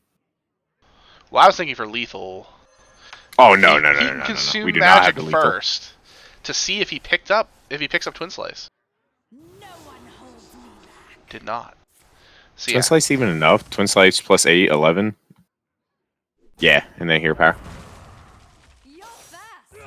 Yeah, instead does the play that you described, clears the board, and that hurts. JR didn't get home with the dino. Of course, he had to clear, but now one advantage here is he's going to go ahead and get a secret on board, which GHP won't know what that secret is yet. He'll still draw 3 cards. Is there anything that would stop JHP from wanting to attack here? I don't think there's anything that would... Nothing. No. No, he's... no. Because even Explosive Trap would not kill him. So yeah, a Lapidary is fine. And that will seal it for GHP. And the JRJuggerlaw undefeated party will have to hold off at least one more game. Because we're going to be going to game 4. Oh, yeah. I just want game 5. I don't care who wins game 5. There's a thing I like to scream before game 5 starts, and that's all I want. But anyways, I love to give you as much chance to hype things as possible.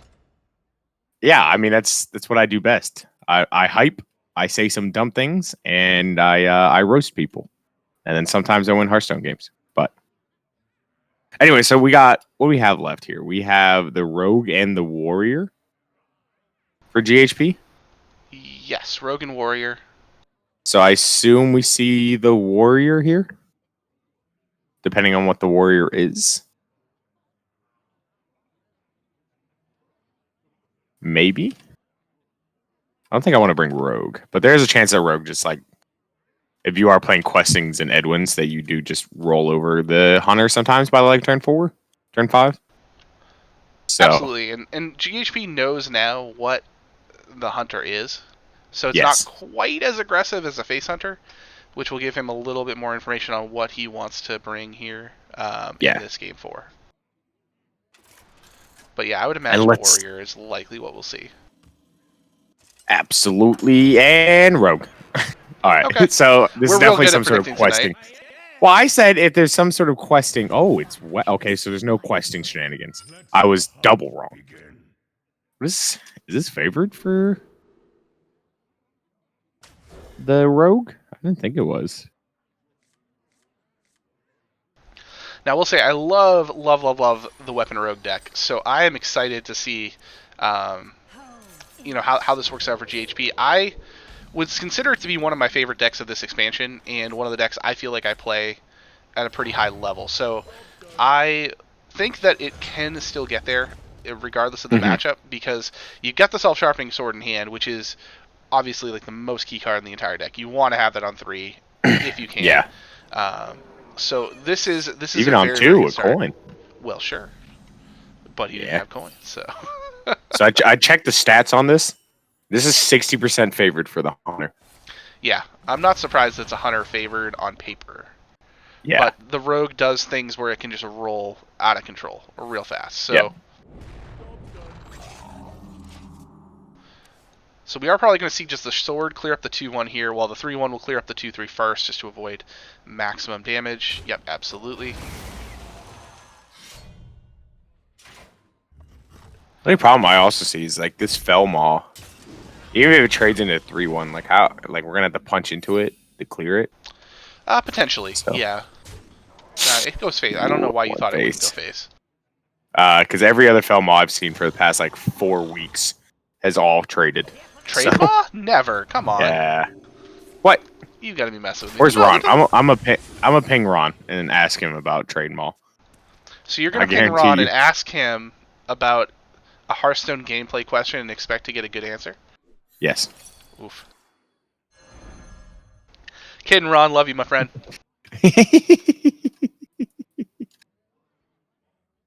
Okay, drew the backstab.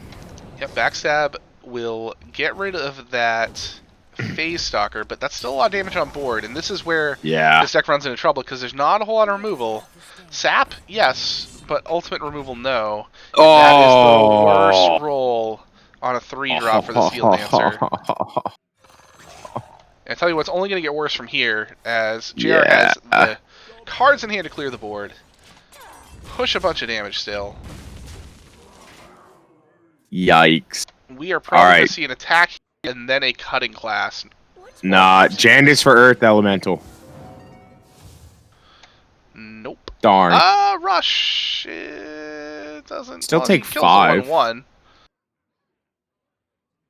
Oh. We picked the... Okay. I mean, that's exactly ignoring the Felmaw. Yeah. Yeah. But we're going to see the brawler here. Protect the 5/4. Send that 5/4 face. Mm-hmm. Oh. Is that trading? That's a trade. I mean, Rogue doesn't heal. I think you're fine to just go ahead and send that face, but did pick up the Eviscerate, which is pretty important. Draw a couple cards. Greyheart Sage, Greyheart Sage. I mean, they came a little bit late here, but he can go with a crazy draw next turn if he wants to. Nope, he's going to do it. Not going to use the Eviscerate on the 5-2. No, he's going to go ahead and use the... Oh, all right. This is way better. Yeah, this is way better. This is way better. way better, yeah. Yeah, get the extra draws there. Yeah, use the 2-1 to clear 5-2. I like that a lot. Yep. He just knew what he was going to draw. Yeah, I mean, when you know that, and you know, easy money. Obviously. All right.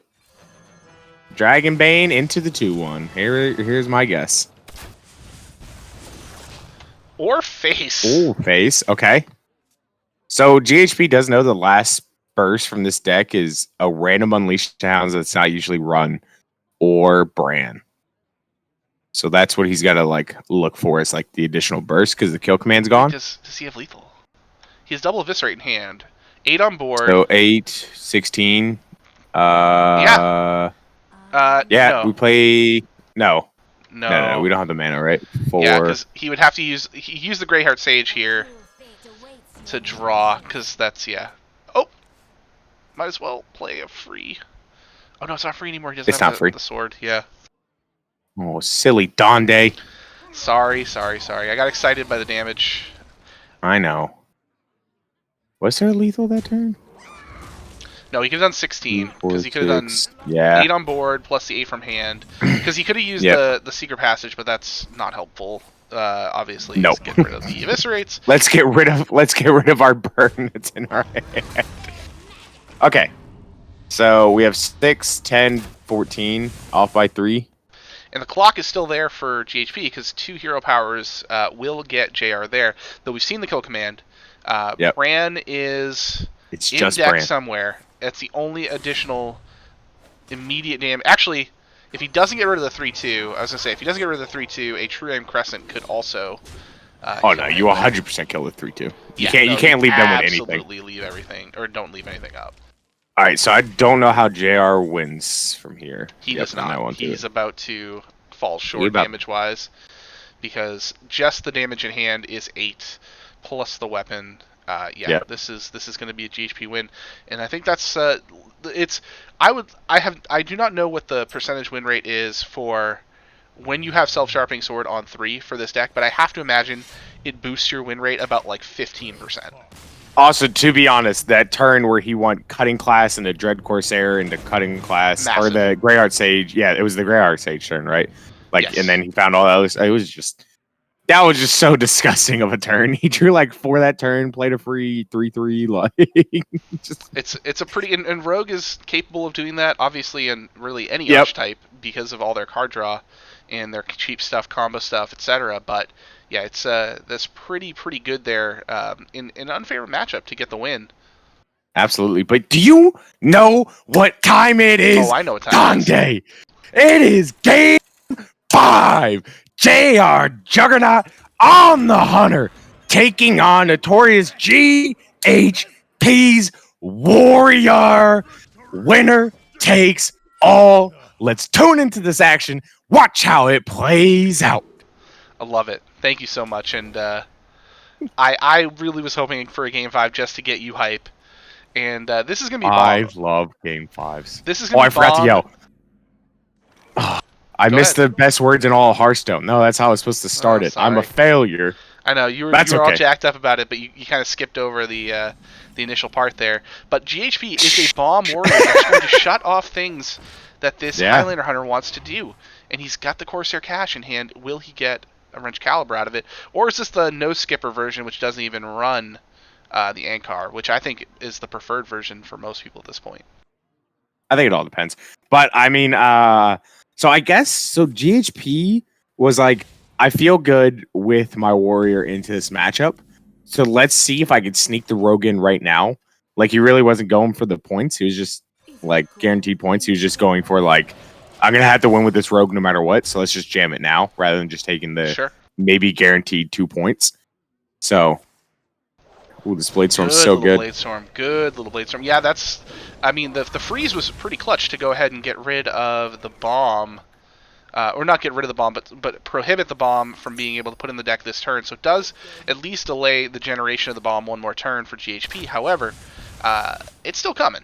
And it's going to shut off this deck before it can get to the turn 7. So I mean, it only turns off Bran and Zephyrus. I mean, what's so bad about turning off those cards? The 2 best cards in the deck. In the entire deck. The reason why you play the deck. The reason you played the deck are.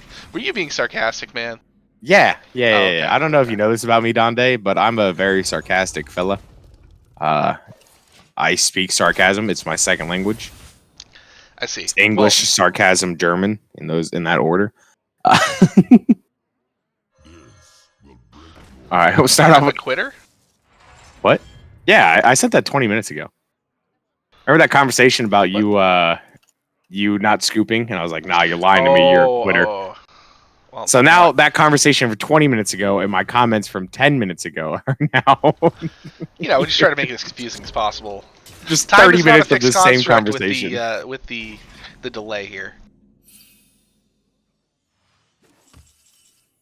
Ooh, and JR's hand is also just looking miserable. Nothing that aggressive. We get clear off this Quartermaster to try to make best for this Felmaw to possibly hit face. And this also gets the Toxic Reinforcements quest complete. Where's our Whirlwind? Where's our one of Whirlwind? Come on, man. Let's see. I mean, are we just coining out Boom and saying, 100%. Let's go? Yeah. Yeah. Absolutely. 3 bombs in deck.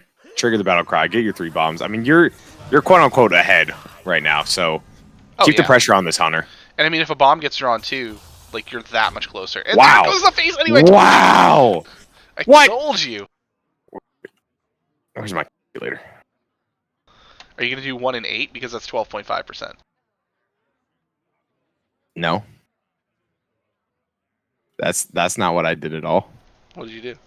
It was math for a homework problem I had all of a sudden. College life. Woo. Yeah, I definitely didn't just do a 1 in 8. No. And JR's investing a lot of stuff into getting rid of this board. And let's see, where does the bomb go? Hits the 3-2, kills it. Hits the 5-4, does not kill it. Alright, so not terrible outcome. But that's a lot of burst.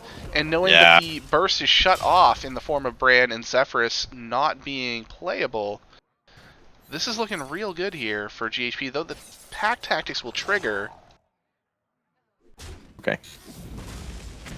We'll just kill that. Bomb. Yeah, just dies straight away. I mean, as long as it dies from the single bomb, then you're okay with it. Yeah. You just don't want it to go ahead and soak up multiple bombs. Good use of the lackey, I think, here. Keep the bombs alive.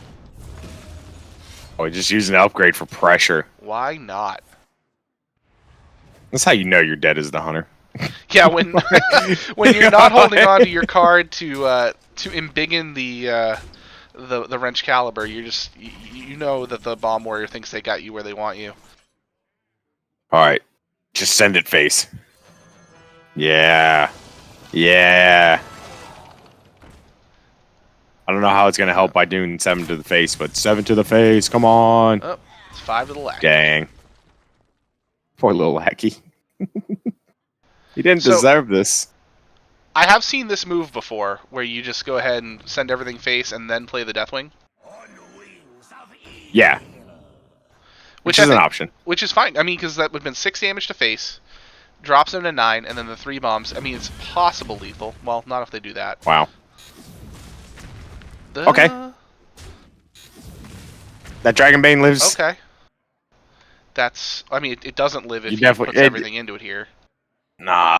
Just go face. You have the burst. Why not? Of course, they're cash for that wrench Cali.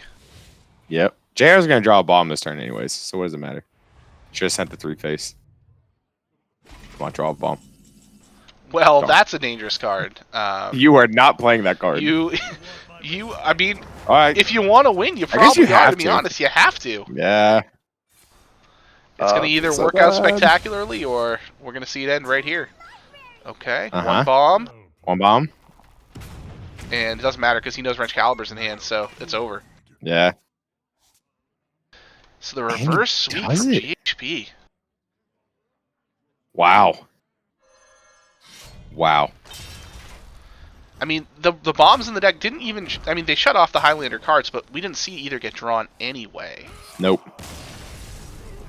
No, we did not. And, you know, reverse sweep here for GHP not only hurts Illidan Death Knight's chances here, I think might actually shut them out.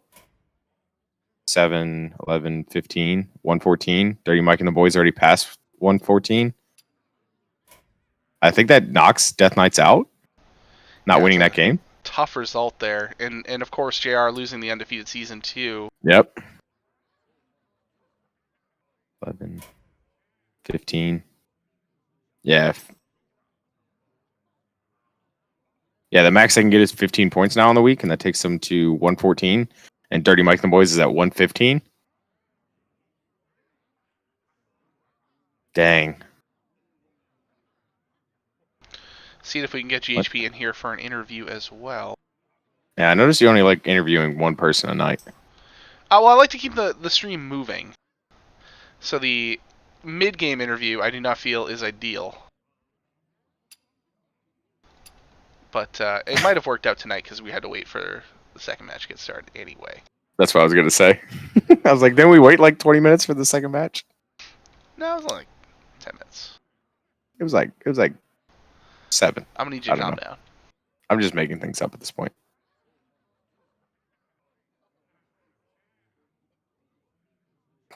Also, I will not be calm. You know this. But yeah. That's just a misplay on my part. Yeah, that's true. But you know, congrats to NotoriousGHP. You know, obviously beating the toughest opponent of Legacy this season. You know, he was JR was still number 1 on the power ranking, right, going into this week, I believe. Yes. So good win on him. Good way to end the season for him. You know, congrats on that. JR, listen, man, I know you're 7-1. I know you're hurt about it. I know your team probably just missed playoffs, but you can do nothing but just give yourself a good pat on the back for just an extraordinarily great season. You know, going undefeated in THL is very hard to do, especially with 8 weeks. I think there's like 1 other player also attempting to do it, so it's rare that we get to see double players in 1 season go for it like this. But I'm trying desperately to find NotoriousGHP in Discord. I don't think he's part of the server. He is. Talked to me yesterday. Nah.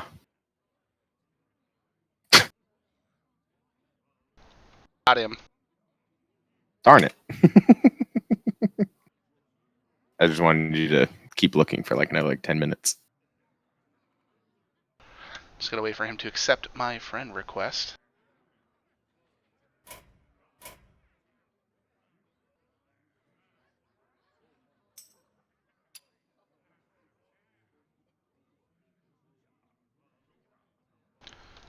There we are.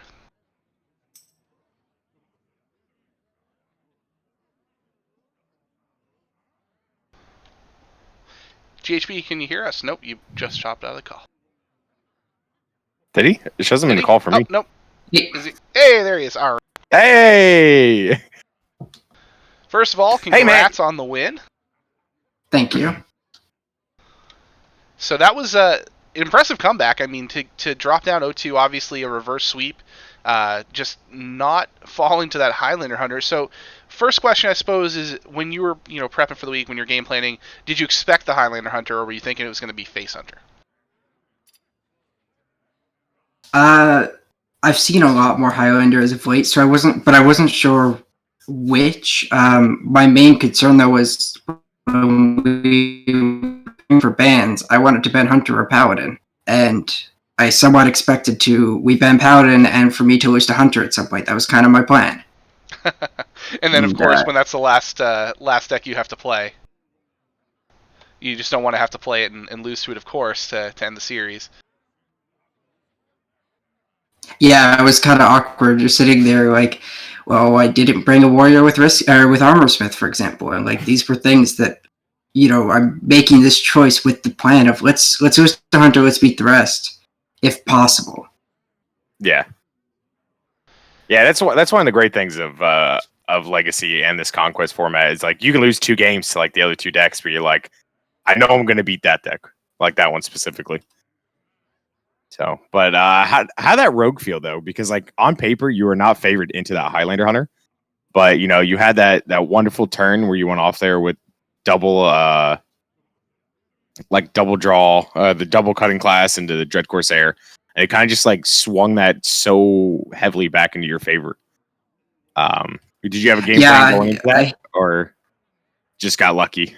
Besides the obvious of let's try and cover, and I got fortunate. I hit the one drop. I hit the self sharpening sword.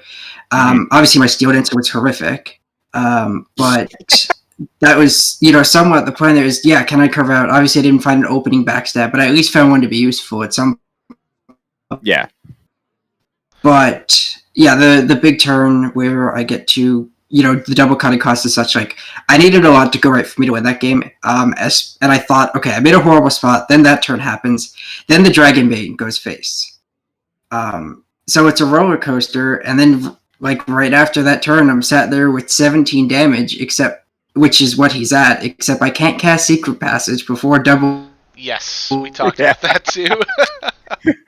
I was like, let me just cast this 1 mana card and cast my Abyss. Oh wait, then I don't get those eviscerates. Yeah. I was saying too, I'm a big fan of the Weapon Rogue deck. I know it doesn't always work in Conquest, unfortunately, or work on Ladder, but it works better in Conquest than it does on Ladder. So it's one of those decks that I think it can still be brought in this series, and you showed why. It's very potent, and especially against decks that don't have a lot of healing capability, or any healing capability for that matter, that the damage piles up very quickly. Yeah, and this was also a deck I've kind of tried to bring it, like when I've brought Rogue this season, I believe it's been the Weapon Rogue, and we've tried to bring it at times where, okay, what are we targeting? The decks it's good against, the Priest, the Warrior, and I've been comfortable to play it, and so this week I knew I didn't because I had a very busy week, and so let's go with the deck I'm comfortable with. I know how to play it in most matchups, and let's try to throw it into the Priest, the Warrior, that kind of thing instead of the Hunter. But I really like this deck. On Ladder, I agree it's kind of questionable, but in this format, I'm guessing I probably brought it 4 or 5 weeks, and I really never felt like I was disappointed bringing it, or felt like I had just made a total choice to bring it, even if it then, say, lost 2 games in a series. For sure. Yeah, I definitely agree with that. And not only did it show its worth tonight, as a whole, getting this win against a player who is 7-0 coming into this match, JR, of course, I'm sure was hoping to finish the season undefeated. You might have single-handedly crushed not only his undefeated season, but the chances of Illidan's Death Knights making the playoffs. Regardless of whether Chaos Theory makes it, you shaped the red playoff race dramatically tonight. Yeah. Which I'm sure has to feel at least a little, like your record of the season is 3-5, which is of course not where you want to be. Your team might not make the playoffs, but does it at least bring a little bit of happiness to know that you played such a big part in what's going to be the playoff, the eventual playoff race here in red? Yeah, it's a weird feeling, and most. And I haven't been in that spot where you're sitting there and maybe you're out. I don't know, because I don't know the results of like Icicle's match started like a half hour before ours. Okay. And he hasn't made any post. So I don't know who won that match and I haven't looked, but it's possible that we're out and I'm playing for other people. And it's not a feeling I've had very often, but it's super weird to do. But at the same time, it's also kind of motivating to keep trying, even if you're out, to still make the best of that last week. Last opportunity. For sure. And yeah, you play, not knowing the results, you play as if everything matters completely. There's no reason to just look up and say, oh, well, we must be out of it. There's a low chance. You just play, you play to win the game, right, Brushy? Absolutely. Yeah. I mean, just you do what you can, win the games that you can, and like if your team doesn't follow suit, or if they do, like that's all that matters, right? You go in and win week in and week out. Definitely. Yeah, exactly. Well, congratulations again on the W, and hopefully, for your sake and for Chaos 3's sake, you do get to make the push. Brushy's giving you the W there. You do get to make the push into the playoffs, so we will see. Obviously, there's still a day left in this week, so we'll have to check in on the stream tomorrow night. I know that there's a couple matches that are... I think there's one hero and one legacy tomorrow night that is going to be featured, if I recall correctly. So I can check while you wrap this up. I believe. Please do that. But while you check, GHP, anything else you'd like to say? Any last comments about the match or about the season? Anything all you'd like to bring to the stream here? No, it's generally like I had a blast this season, even though my record was not where I wanted to be, of course. I'm happy that I got to kind of turn it around because, this was the season. Oh, I'm win around. Okay, now I'm 1-6, or 1-5. I think it never really came together. But I'm happy that we got to end it on a high note and that there's still a chance of playoffs. But no, I just had a blast, and this is my first season back in I think about a year, and I can't wait to do more.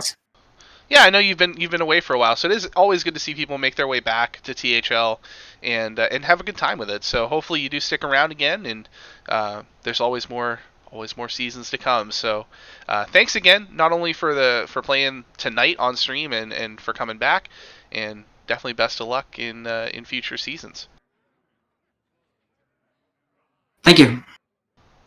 All right, so that is going to do it for us tonight. Thank you to everybody out there for joining us. Thank you for our players who have offered up their matches to stream. Brushy salutes you. Thanks you. I bowed to them. You bowed. Well, yeah, I mean, it's kind of like a salute in a way. I don't salute. Nope. Oh, well, nope. yeah. I do that too much. I do that too much in my regular job. I ain't doing that. Yeah. I completely get it. So... Brushy, thank you again for being here tonight. Yeah. Greatly appreciate it. Greatly appreciate your hype. And I tell you what, I think we might be back for playoffs next week. Ooh, we'll see. So, see. But you know what I do know, Donde? I do know these matches for tomorrow night. Yeah, let's Sunday night showdown. Tomorrow will be myself and Ron Mexico. Did you have to look that one up? That it's me and Ron casting? No, I knew it was Ron and I casting because I thought you meant it was you and Ron playing, and I was like, I will. No. So it's me and Ron casting with the legendary, the most beautiful Saku. All right, 8 p.m. match is Legacy Gold match of R Hat from Pod People taking on Heat Shock from Diamond's Alley Cat. And at 9 p.m. is a Hero semi-final match of Itachi from F2L Black taking on Dardar Binks from the Challenge Stoners. So Year of to you- Dardar. Yeah, the year of Dart. I mean, I don't think that man's dropped a game yet in THO. So No, he's undefeated in Pro and Everything. Hero. Yep. yeah, yeah. So it really is the year of Dardar. So maybe we saw the end of JR's run here in Legacy tonight. Could be. There could be a chance that we see the end of Dardar's undefeated streak tomorrow night. So you have to tune in and find out. Absolutely. Right. You could have said Tuna in, and that would have been, open for you there, but you didn't. I know. So I that's did. okay. I I thought about appreciate it. your restraint nonetheless. I did think about it. But All right, well, that's the end of the stream tonight. Thanks, everybody, for joining us out there. Good luck in the final stretch here in Legacy. Hero, of course, the playoffs, and Pro and Wild are making making it the way to the end of their seasons as well. So, without further ado, Brushy, take us out. Good night, everybody. Thanks for being here.